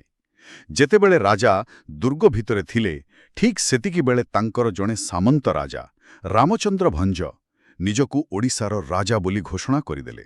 ମାନେ ମୁକୁନ୍ଦଦେବଙ୍କୁ ଏକା ସାଙ୍ଗରେ ଦୁଇଟି ଯୁଦ୍ଧ ଲଢ଼ିବାକୁ ପଡ଼ିଲା। ହଁ, ଗୋଟେ ବାହାର ଶତ୍ରୁ ସହ ଆଉ ଗୋଟେ ଘର ଶତ୍ରୁ ସହ। ଆଉ ସେଇ ଘର ଶତ୍ରୁ ହିଁ ତାଙ୍କ ପାଇଁ କାଳ ହେଲା। ଏକଦମ। ଯେତେବେଳେ ମୁକୁନ୍ଦଦେବ ଏହି ବିଦ୍ରୋହକୁ ଦମନ କରିବାକୁ ବାହାରିଲେ, ରାମଚନ୍ଦ୍ର ଭଞ୍ଜଙ୍କ ସହ ଯୁଦ୍ଧରେ ହିଁ ତାଙ୍କର ପ୍ରାଣ ଗଲା। 1568 ଓଡ଼ିଶାର ଶେଷ ସ୍ୱାଧୀନ ହିନ୍ଦୁ ରାଜାଙ୍କର ଏମିତି ଦୁଃଖଦ ଅନ୍ତ ହେଲା। ଆଉ ଓଡ଼ିଶା ସିଧାସଳଖ ବଙ୍ଗାଳର ସୁଲତାନ ସୁଲେମାନ ଖାନ୍ କରରାଣୀଙ୍କ ଅଧୀନକୁ ଚାଲିଗଲା। କିନ୍ତୁ ଏତେ ବଡ଼ ରାଜ୍ୟକୁ ଜଣେ ବାହାର ଶାସକ କେମିତି ଏତେ ସହଜରେ ନିଜ ନିୟନ୍ତ୍ରଣକୁ ଆଣିଲେ? ନା, ସେଇଟା ସହଜ ନଥିଲା। ସୁଲେମାନ କରରାଣୀ ଏଥିପାଇଁ ଏକ ବ୍ୟବସ୍ଥିତ ଯୋଜନା କରିଥିଲେ। ପ୍ରଥମେ ତ ସେ ନିଜ ରାଜଧାନୀକୁ ଗୋଡ଼ରୁ ଟାଣ୍ଡାକୁ ନେଇଗଲେ। ଗୋଟେ ସୁରକ୍ଷିତ ଜାଗାକୁ। ହଁ, ଆଉ ଦ୍ୱିତୀୟରେ ସେ ଓଡ଼ିଶା ନେଇ ନିଜର ବିଶ୍ୱସ୍ତ ରାଜ୍ୟପାଳମାନଙ୍କୁ ନିଯୁକ୍ତ କଲେ। ଲୋଧି ଖାନ୍ ଏବଂ କୁତୁଲ ଖାନ୍ ଲୋହାନୀ। ଠିକ୍, ଲୋଧି ଖାନ୍ଙ୍କୁ ସମଗ୍ର ଓଡ଼ିଶାର ରାଜ୍ୟପାଳ କରାଗଲା, ଆଉ କୁତୁଲ ଖାନ୍ ଲୋହାନୀଙ୍କୁ ବିଶେଷ ଭାବେ ପୁରୀ ଅଞ୍ଚଳର ଦାୟିତ୍ୱ ଦିଆଗଲା। ହଁ, କାରଣ ପୁରୀ କେବଳ ଗୋଟେ ସହର ନଥିଲା, ସେଟା ଥିଲା ଓଡ଼ିଶାର ଆଧ୍ୟାତ୍ମିକ ଆଉ ସାଂସ୍କୃତିକ ହୃଦୟ, ଜଗନ୍ନାଥ ମନ୍ଦିର। ଓଡ଼ିଆ ଅସ୍ମିତାର ପ୍ରତୀକ। ହଁ, ତେଣୁ ସେଠି ସିଧା ନିୟନ୍ତ୍ରଣ ରଖିବା ବହୁତ ଜରୁରୀ ଥିଲା। ଆଉ ଏହି ସମୟରେ ହିଁ କଳାପାହାଡ଼ଙ୍କର ପ୍ରବେଶ ହୁଏ। ତାଙ୍କୁ ନାଁ ଶୁଣିଲେ ଆଜି ବି ଏକ ଭୟର ବାତାବରଣ ସୃଷ୍ଟି ହୁଏ। ଦେଖନ୍ତୁ, କଳାପାହାଡ଼ଙ୍କ ପରିଚୟକୁ ନେଇ କିଛି ମତଭେଦ ଅଛି, କିନ୍ତୁ ଅଧିକାଂଶ ଐତିହାସିକଙ୍କ ମତରେ ସେ ମୂଳତଃ ଜଣେ ହିନ୍ଦୁ ଥିଲେ, ଯିଏ ପରେ ଇସଲାମ ଧର୍ମ ଗ୍ରହଣ କରିଥିଲେ। ଓହୋ, କରିଦେଲା। ତାଙ୍କୁ ତ ମନ୍ଦିର ଧ୍ୱଂସକାରୀ ବୋଲି କୁହାଯାଏ। ଏହା ପଛରେ କ'ଣ କିଛି ରାଜନୈତିକ ଉଦ୍ଦେଶ୍ୟ ଥିଲା? ନିଶ୍ଚିତ ଭାବରେ। ଏହା କେବଳ ସାଂସ୍କୃତିକ ଆଘାତ ନଥିଲା, ଏହା ଏକ ସୁଚିନ୍ତିତ ରାଜନୈତିକ ପଦକ୍ଷେପ ଥିଲା। କେମିତି? ମଧ୍ୟଯୁଗରେ ମନ୍ଦିର ଥିଲା ରାଜାଙ୍କ କ୍ଷମତା ଆଉ ପ୍ରତିଷ୍ଠାର ପ୍ରତୀକ। କୋଣାର୍କର ସୂର୍ଯ୍ୟ ମନ୍ଦିର ହେଉ ବା ପୁରୀର ଜଗନ୍ନାଥ ମନ୍ଦିର, ଏସବୁ ଉପରେ ଆକ୍ରମଣ କରିବାର ମୁଖ୍ୟ ଉଦ୍ଦେଶ୍ୟ ଥିଲା ଓଡ଼ିଆମାନଙ୍କର ମନୋବଳକୁ ଭାଙ୍ଗିଦେବା। ଏକ ପ୍ରକାର ମନସ୍ତାତ୍ତ୍ୱିକ ଯୁଦ୍ଧ। ବିଲକୁଲ। ଠିକ୍ ଅଛି, କିନ୍ତୁ ସୁଲେମାନ କରରାଣୀଙ୍କ ମୃତ୍ୟୁ ପରେ ପରିସ୍ଥିତି ବଦଳିଲା। ତାଙ୍କ ପୁଅ ଦାଉଦ୍ ଖାଁ କରରାଣୀ ସିଂହାସନରେ ବସିଲେ। ହଁ, ଆଉ ଦାଉଦ୍ ଖାଁ ତାଙ୍କ ବାପାଙ୍କ ପରି ଧୈର୍ଯ୍ୟଶୀଳ ନଥିଲେ। ସେ ଥିଲେ ଉଚ୍ଚାଭିଳାଷୀ। ଆଉ ସେ ନିଜକୁ ସ୍ୱାଧୀନ ସୁଲତାନ ବୋଲି ଘୋଷଣା କରିଦେଲେ। ହଁ, ଆଉ ନିଜ ନାମରେ ଖୁତବା ପାଠ କରାଇଲେ। ଏଇଟା ଥିଲା ଦିଲ୍ଲୀର ସମ୍ରାଟ ଆକବରଙ୍କୁ ସିଧାସଳଖ ଏକ ଚ୍ୟାଲେଞ୍ଜ। ଯାହାକୁ ଆକବର କେବେ ବି ସହ୍ୟ କରିନଥାନ୍ତେ। ଏହା ପରେ ହିଁ ମୋଗଲ ଅଫଗାନ ସଂଘର୍ଷ ଆରମ୍ଭ ହେଲା। ଠିକ୍। ଆକବର ନିଜ ସେନାପତି ମୁନିମ ଖାନଙ୍କୁ ପଠାଇଲେ, ଆଉ ଏହାର ପରିଣତି ଥିଲା ତୁକାରଣୀର ଯୁଦ୍ଧ। ସେହି ଯୁଦ୍ଧରେ ଦାଉଦ ଖାନ ହାରିଗଲେ, ଆଉ ତାପରେ ହେଲା ପ୍ରସିଦ୍ଧ କଟକ ଚୁକ୍ତି। ଏହି ଚୁକ୍ତିର ସର୍ତ୍ତାବଳୀ କ'ଣ ଥିଲା? ଦେଖନ୍ତୁ, ଏହି ଯୁକ୍ତି ଅନୁସାରେ ଦାଉଦ ଖାନଙ୍କୁ କେବଳ ଓଡ଼ିଶାକୁ ନିଜ ପାଖରେ ରଖିବାକୁ ଅନୁମତି ମିଳିଲା। କେବଳ ଓଡ଼ିଶା? ହଁ, ବଙ୍ଗଳା ଓ ବିହାର ଭଳି ଦୁଇଟି ସମୃଦ୍ଧ ପ୍ରଦେଶ ତାଙ୍କୁ ମୋଗଲମାନଙ୍କୁ ଦେବାକୁ ପଡ଼ିଲା। ତାହେଲେ ତ ଏହା ଏକ ପ୍ରକାରର ଅସ୍ଥାୟୀ ଶାନ୍ତି ଚୁକ୍ତି ଥିଲା, ନୁହେଁ କି? ନିଶ୍ଚିତ ଭାବରେ ଦାଉଦ ଖାନ କେବଳ ସମୟ କିଣିବାକୁ ଚାହୁଁଥିଲେ। ସେ ଏହାକୁ ମନରୁ ଗ୍ରହଣ କରିନଥିଲେ। ଆଉ ସୁଯୋଗ ପାଇବା ମାତ୍ରେ ସେ ପୁଣି ବିଦ୍ରୋହ କଲେ। ମୋଗଲ ସେନାପତି ମୁନିମ ଖାନଙ୍କ ମୃତ୍ୟୁ ପରେ ଦାଉଦ ଖାନ କଟକ ଚୁକ୍ତିର ଉଲ୍ଲଂଘନ କଲେ। ଆଉ ବଙ୍ଗଳା ଉପରେ ଆକ୍ରମଣ କଲେ। ଏଇଟା ତାଙ୍କ ଜୀବନର ସବୁଠୁ ବଡ଼ ଭୁଲ ଥିଲା ବୋଧେ। ହଁ, ଏହି ବିଦ୍ରୋହ ହିଁ କର୍ରାଣୀ ରାଜବଂଶର ଅନ୍ତର କାରଣ ସାଜିଲା। ଏଥର ଆକବର ନିଜେ ଏକ ବିଶାଳ ସେନା ନେଇ ଆସିଲେ। ଆଉ ତାପରେ ହେଲା 1576ର ରାଜମହଲ ଯୁଦ୍ଧ। ହଁ, ଏହି ନିର୍ଣ୍ଣାୟକ ଯୁଦ୍ଧରେ ଦାଉଦ ଖାନ ସମ୍ପୂର୍ଣ୍ଣ ଭାବେ ପରାସ୍ତ ହେଲେ। ତାଙ୍କୁ ବନ୍ଦୀ କରାଗଲା, ଆଉ ପରେ ମୃତ୍ୟୁଦଣ୍ଡ ଦିଆଗଲା। ଏହା ସହିତ କର୍ରାଣୀ ରାଜବଂଶର ଶାସନ ଓଡ଼ିଶାରୁ ସମ୍ପୂର୍ଣ୍ଣ ଶେଷ ହୋଇଗଲା। ଆଉ ଓଡ଼ିଶା ସମ୍ପୂର୍ଣ୍ଣ ଭାବେ ମୋଗଲ ସାମ୍ରାଜ୍ୟର ଅଂଶବିଶେଷ ହୋଇଗଲା। ଏହିଠାରୁ ହିଁ ରାଜା ମାନସିଂଙ୍କର ଓଡ଼ିଶା ରାଜନୀତିରେ ପ୍ରବେଶ ହୁଏ। ତେବେ ଏହି ପୁରା ଆଲୋଚନାରୁ ଯଦି ଆମେ ପରୀକ୍ଷା ଦୃଷ୍ଟିରୁ ଦେଖିବା, କେଉଁ ମୁଖ୍ୟ ତଥ୍ୟଗୁଡ଼ିକୁ ମନେ ରଖିବାକୁ ହେବ? ଦେଖନ୍ତୁ, ଦୁଇଟି ତାରିଖ ବହୁତ ଗୁରୁତ୍ୱପୂର୍ଣ୍ଣ। 1568 ହଁ, ମୁକୁନ୍ଦଦେବଙ୍କ ପତନ ଆଉ କର୍ରାଣୀ ଶାସନର ଆରମ୍ଭ। ଆଉ ଦ୍ୱିତୀୟଟି ହେଲା 1576। ରାଜମହଲ ଯୁଦ୍ଧ ଏବଂ କର୍ରାଣୀ ଶାସନର ସମାପ୍ତି। ବିଲକୁଲ। ତାପରେ ମୁଖ୍ୟ ଯୁଦ୍ଧ ହେଲା ତୁକାରୋଇର ଯୁଦ୍ଧ, ଯାହାପରେ କଟକ ଚୁକ୍ତି ହୋଇଥିଲା। ଆଉ କିଛି ମୁଖ୍ୟ ଚରିତ୍ର, ଯେମିତିକି କଳାପାହାଡ଼। ହଁ, କଳାପାହାଡ଼, ଯିଏ ମନ୍ଦିର ଧ୍ୱଂସ ପାଇଁ କୁଖ୍ୟାତ। ତାପରେ ଲୋଦି ଖାନ, ଓଡ଼ିଶାର ପ୍ରଥମ କର୍ରାଣୀ ରାଜ୍ୟପାଳ। ଆଉ ବାୟାଜିତ କର୍ରାଣୀ? ହଁ, ଯିଏ ମୁକୁନ୍ଦଦେବଙ୍କୁ ପରାସ୍ତ କରିଥିଲେ। ଏତିକି ମନେ ରଖିଲେ ପରୀକ୍ଷା ପାଇଁ ଯଥେଷ୍ଟ। ବହୁତ ବଢ଼ିଆ। ତେବେ ଏହା ଥିଲା କର୍ରାଣୀ ରାଜବଂଶର ଉତ୍ଥାନ ଆଉ ପତନର କାହାଣୀ, ଯାହା ଓଡ଼ିଶାର ଭାଗ୍ୟକୁ ଏକ ନୂଆ ମୋଡ଼ ଦେଇଥିଲା। ହଁ, ଏକ ସଂକ୍ଷିପ୍ତ କିନ୍ତୁ ଅତ୍ୟନ୍ତ ଗୁରୁତ୍ୱପୂର୍ଣ୍ଣ ଇତିହାସ। ଏହି କାହାଣୀରୁ ଗୋଟିଏ କଥା ସ୍ପଷ୍ଟ, ଯେ କୌଣସି ଶାସନ କେବଳ ସାମରିକ ଶକ୍ତିରେ ତିଷ୍ଠି ରହିପାରେ ନାହିଁ। ତା ସହିତ ରାଜନୈତିକ ଦୂରଦୃଷ୍ଟି ଆଉ ସ୍ଥାନୀୟ ସମର୍ଥନ ମଧ୍ୟ ନିହାତି ଆବଶ୍ୟକ। ଚମତ୍କାର। ଆଗାମୀ ଅଧ୍ୟାୟରେ ଆଲୋଚନା ହେବ ଓଡ଼ିଶାରେ ମୋଗଲ ଶାସନ। ନମସ୍କାର, ମିଶନ ଆୟମକୁ ସ୍ୱାଗତ। ଗତ ଆଲୋଚନାରେ ଆମେ 1576 ମସିହାରେ କର୍ରାଣୀ ରାଜବଂଶର ପତନ ବିଷୟରେ କଥା ହୋଇଥିଲେ, ଆଉ ଆଜି ଆମର ପଞ୍ଚମ ଆଲୋଚନା। ଆଜି ଆମେ ଓଡ଼ିଶାରେ ମୁଗଲ ଶାସନ ବିଷୟରେ ଏକ ଗଭୀର ଆଲୋଚନା କରିବା, ମାନେ ସାମ୍ରାଜ୍ୟ ବିଜୟଠାରୁ ଆରମ୍ଭ କରି ନାଏବ ନାଜିମଙ୍କ ପର୍ଯ୍ୟନ୍ତ। ଠିକ୍ ଅଛି, ତେବେ ଚାଲନ୍ତୁ ଆରମ୍ଭ କରିବା। କର୍ରାଣୀ ରାଜବଂଶର ପତନ ପରେ ପରେ କ'ଣ ହେଲା? ମାନେ ପରିସ୍ଥିତିଟା କେମିତି ଥିଲା? ଦେଖନ୍ତୁ, ପରିସ୍ଥିତିଟା ବହୁତ ଜଟିଳ ଥିଲା। ଏମିତି ନୁହେଁ ଯେ 1576ରେ କର୍ରାଣୀ ଗଲେ ଆଉ ମୁଗଲମାନେ ସିଧା ଆସି ବସିଗଲେ। ପ୍ରାୟ 1.5 ଦଶନ୍ଧି ଧରି ଗୋଟେ ଅନିଶ୍ଚିତତା ଲାଗି ରହିଥିଲା। ଆଫଗାନ ସର୍ଦ୍ଦାରମାନେ ଥିଲେ। ଆଚ୍ଛା। କିନ୍ତୁ ପ୍ରକୃତ ଘଟଣାକ୍ରମ ଆରମ୍ଭ ହେଲା 1590ରେ, ଯେତେବେଳେ କୁତଲୁ ଖାନ ଲୋହାନୀ ନିଜକୁ କୁତଲୁ ଶାହା ଭାବରେ ସ୍ୱାଧୀନ ଘୋଷଣା କଲେ। ବାଃ, ମାନେ ସିଧାସଳଖ ଆକବରଙ୍କୁ ଚ୍ୟାଲେଞ୍ଜ। ଏଇଟା ତ ବହୁତ ବଡ଼ ପଦକ୍ଷେପ ଥିଲା। ବହୁତ ବଡ଼ ପଦକ୍ଷେପ, ଆଉ ଆକବର ଏହାକୁ ଆଉ ଅଣଦେଖା କରିପାରିଲେନି। ଏହି ଘୋଷଣା ପରେ ହିଁ ସେ ତାଙ୍କର ସବୁଠାରୁ ବିଶ୍ୱସ୍ତ ସେନାପତି ରାଜା ମାନସିଂଙ୍କୁ ଓଡ଼ିଶା ପଠାଇଲେ। ଆଉ ରାଜା ମାନସିଂ 1592ରେ ଆସିଲେ ଏବଂ ଓଡ଼ିଶାର ସେତେବେଳର ଗଭର୍ଣ୍ଣର ନାସିର ଖାନଙ୍କୁ ପରାସ୍ତ କଲେ। ହଁ, ଏହା ହିଁ ଥିଲା ସେଇ ନିର୍ଣ୍ଣାୟକ ମୋଡ଼। କିନ୍ତୁ ଏଠାରେ ଗୋଟିଏ କଥା ବୁଝିବା ଦରକାର। କ'ଣ? ଏହା କୌଣସି ଗୋଟିଏ ଯୁଦ୍ଧର ଫଳ ନଥିଲା। ଏହା ପଛରେ ବହୁତ ବର୍ଷର ଛୋଟ ଛୋଟ ସଂଘର୍ଷ ଥିଲା। ଆଉ ମାନସିଂଙ୍କ ବିଜୟ ପରେ, ମାନେ 1593ରେ, ଓଡ଼ିଶାକୁ ଆନୁଷ୍ଠାନିକ ଭାବେ ମୁଗଲ ସାମ୍ରାଜ୍ୟରେ ମିଶାଇ ଦିଆଗଲା। କିନ୍ତୁ ବେଙ୍ଗଲ ସୁବାର ଏକ ଅଂଶ ଭାବରେ ନୁହେଁ କି, ସ୍ୱତନ୍ତ୍ର ଭାବରେ ନୁହେଁ। ଏକଦମ। ସେତେବେଳକୁ ବେଙ୍ଗଲ ଗୋଟିଏ ସ୍ଥିର ମୁଗଲ ପ୍ରଦେଶ ଥିଲା। ତେଣୁ ଓଡ଼ିଶା ଭଳି ନୂଆ ଅଞ୍ଚଳକୁ ତା ସହ ଯୋଡ଼ିଦେବାଟା ମାନେ ପ୍ରଶାସନିକ ଦୃଷ୍ଟିରୁ ସହଜ ଥିଲା। ବୁଝିଲି। ତେବେ ଆକବରଙ୍କ ଭଳି ଜଣେ ସମ୍ରାଟ ଓଡ଼ିଶାର ପ୍ରଶାସନକୁ କିପରି ସମ୍ଭାଳିଲେ? କ'ଣ ତାଙ୍କର ନୀତି ଥିଲା? ଦେଖନ୍ତୁ, ଆକବରଙ୍କର ସଫଳତାର ସବୁଠାରୁ ବଡ଼ କାରଣ ଥିଲା ତାଙ୍କର ହସ୍ତକ୍ଷେପ ନୀତି। ହସ୍ତକ୍ଷେପ ନୀତି? ହଁ, ମାନେ ସେ ସ୍ଥାନୀୟ ରାଜା, ଜମିଦାର ସେମାନଙ୍କ କାମରେ ବିଶେଷ ମୁଣ୍ଡ ପୁରାଉନଥିଲେ।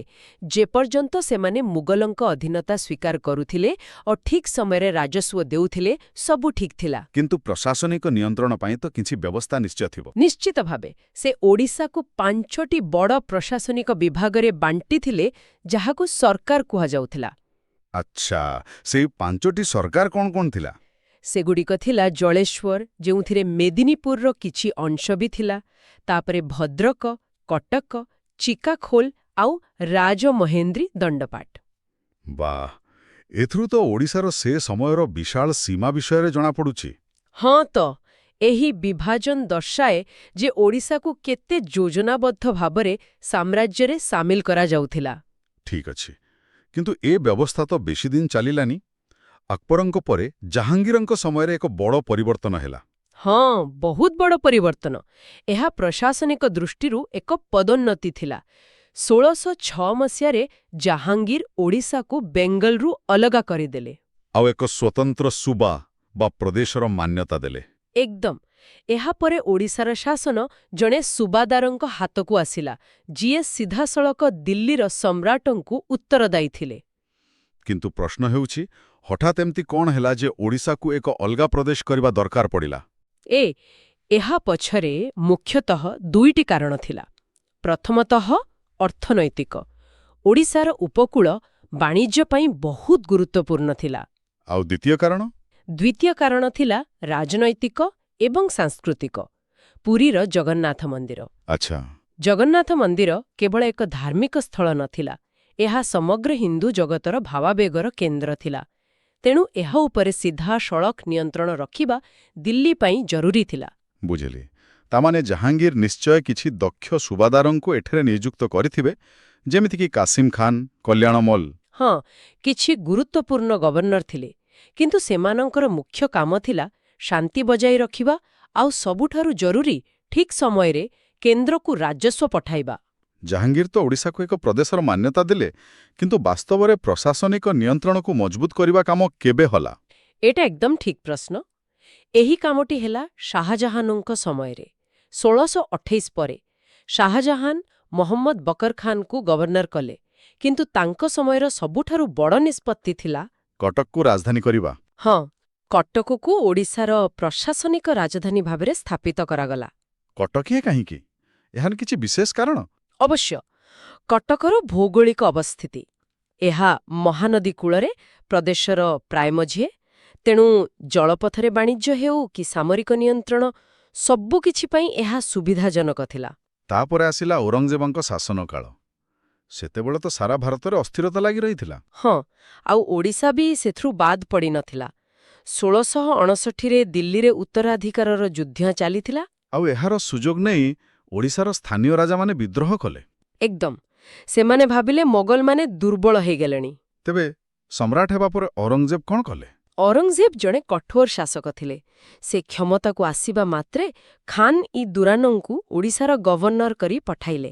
ତାଙ୍କୁ ଗୋଟିଏ କାମ ଦିଆଯାଇଥିଲା, ସବୁ ବିଦ୍ରୋହକୁ ଦମନ କରିବା। ଆଉ ସେ ସେଥିରେ ସଫଳ ହେଲେ କି? ଖୋର୍ଦ୍ଧାର ରାଜା ମୁକୁନ୍ଦଦେବ ଆଇବି ତାଙ୍କୁ ବି ଦମନ କରିଥିଲେ ବୋଧେ? ସମ୍ପୂର୍ଣ୍ଣ ସଫଳ ହେଲେ।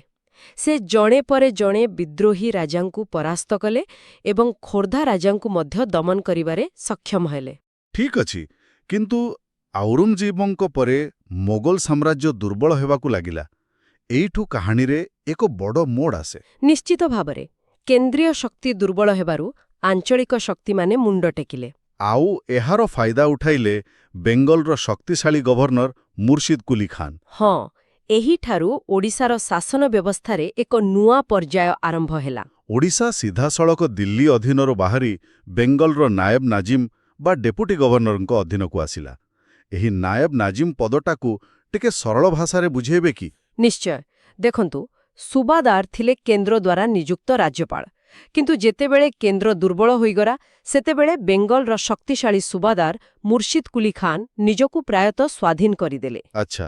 ନାୟବ ନାଜିମମାନେ ଥିଲେ ତାଙ୍କ ଦ୍ୱାରା ନିଯୁକ୍ତ ଡେପୁଟି, ଯେଉଁମାନେ ଓଡ଼ିଶାର ଶାସନ ଦେଖୁଥିଲେ।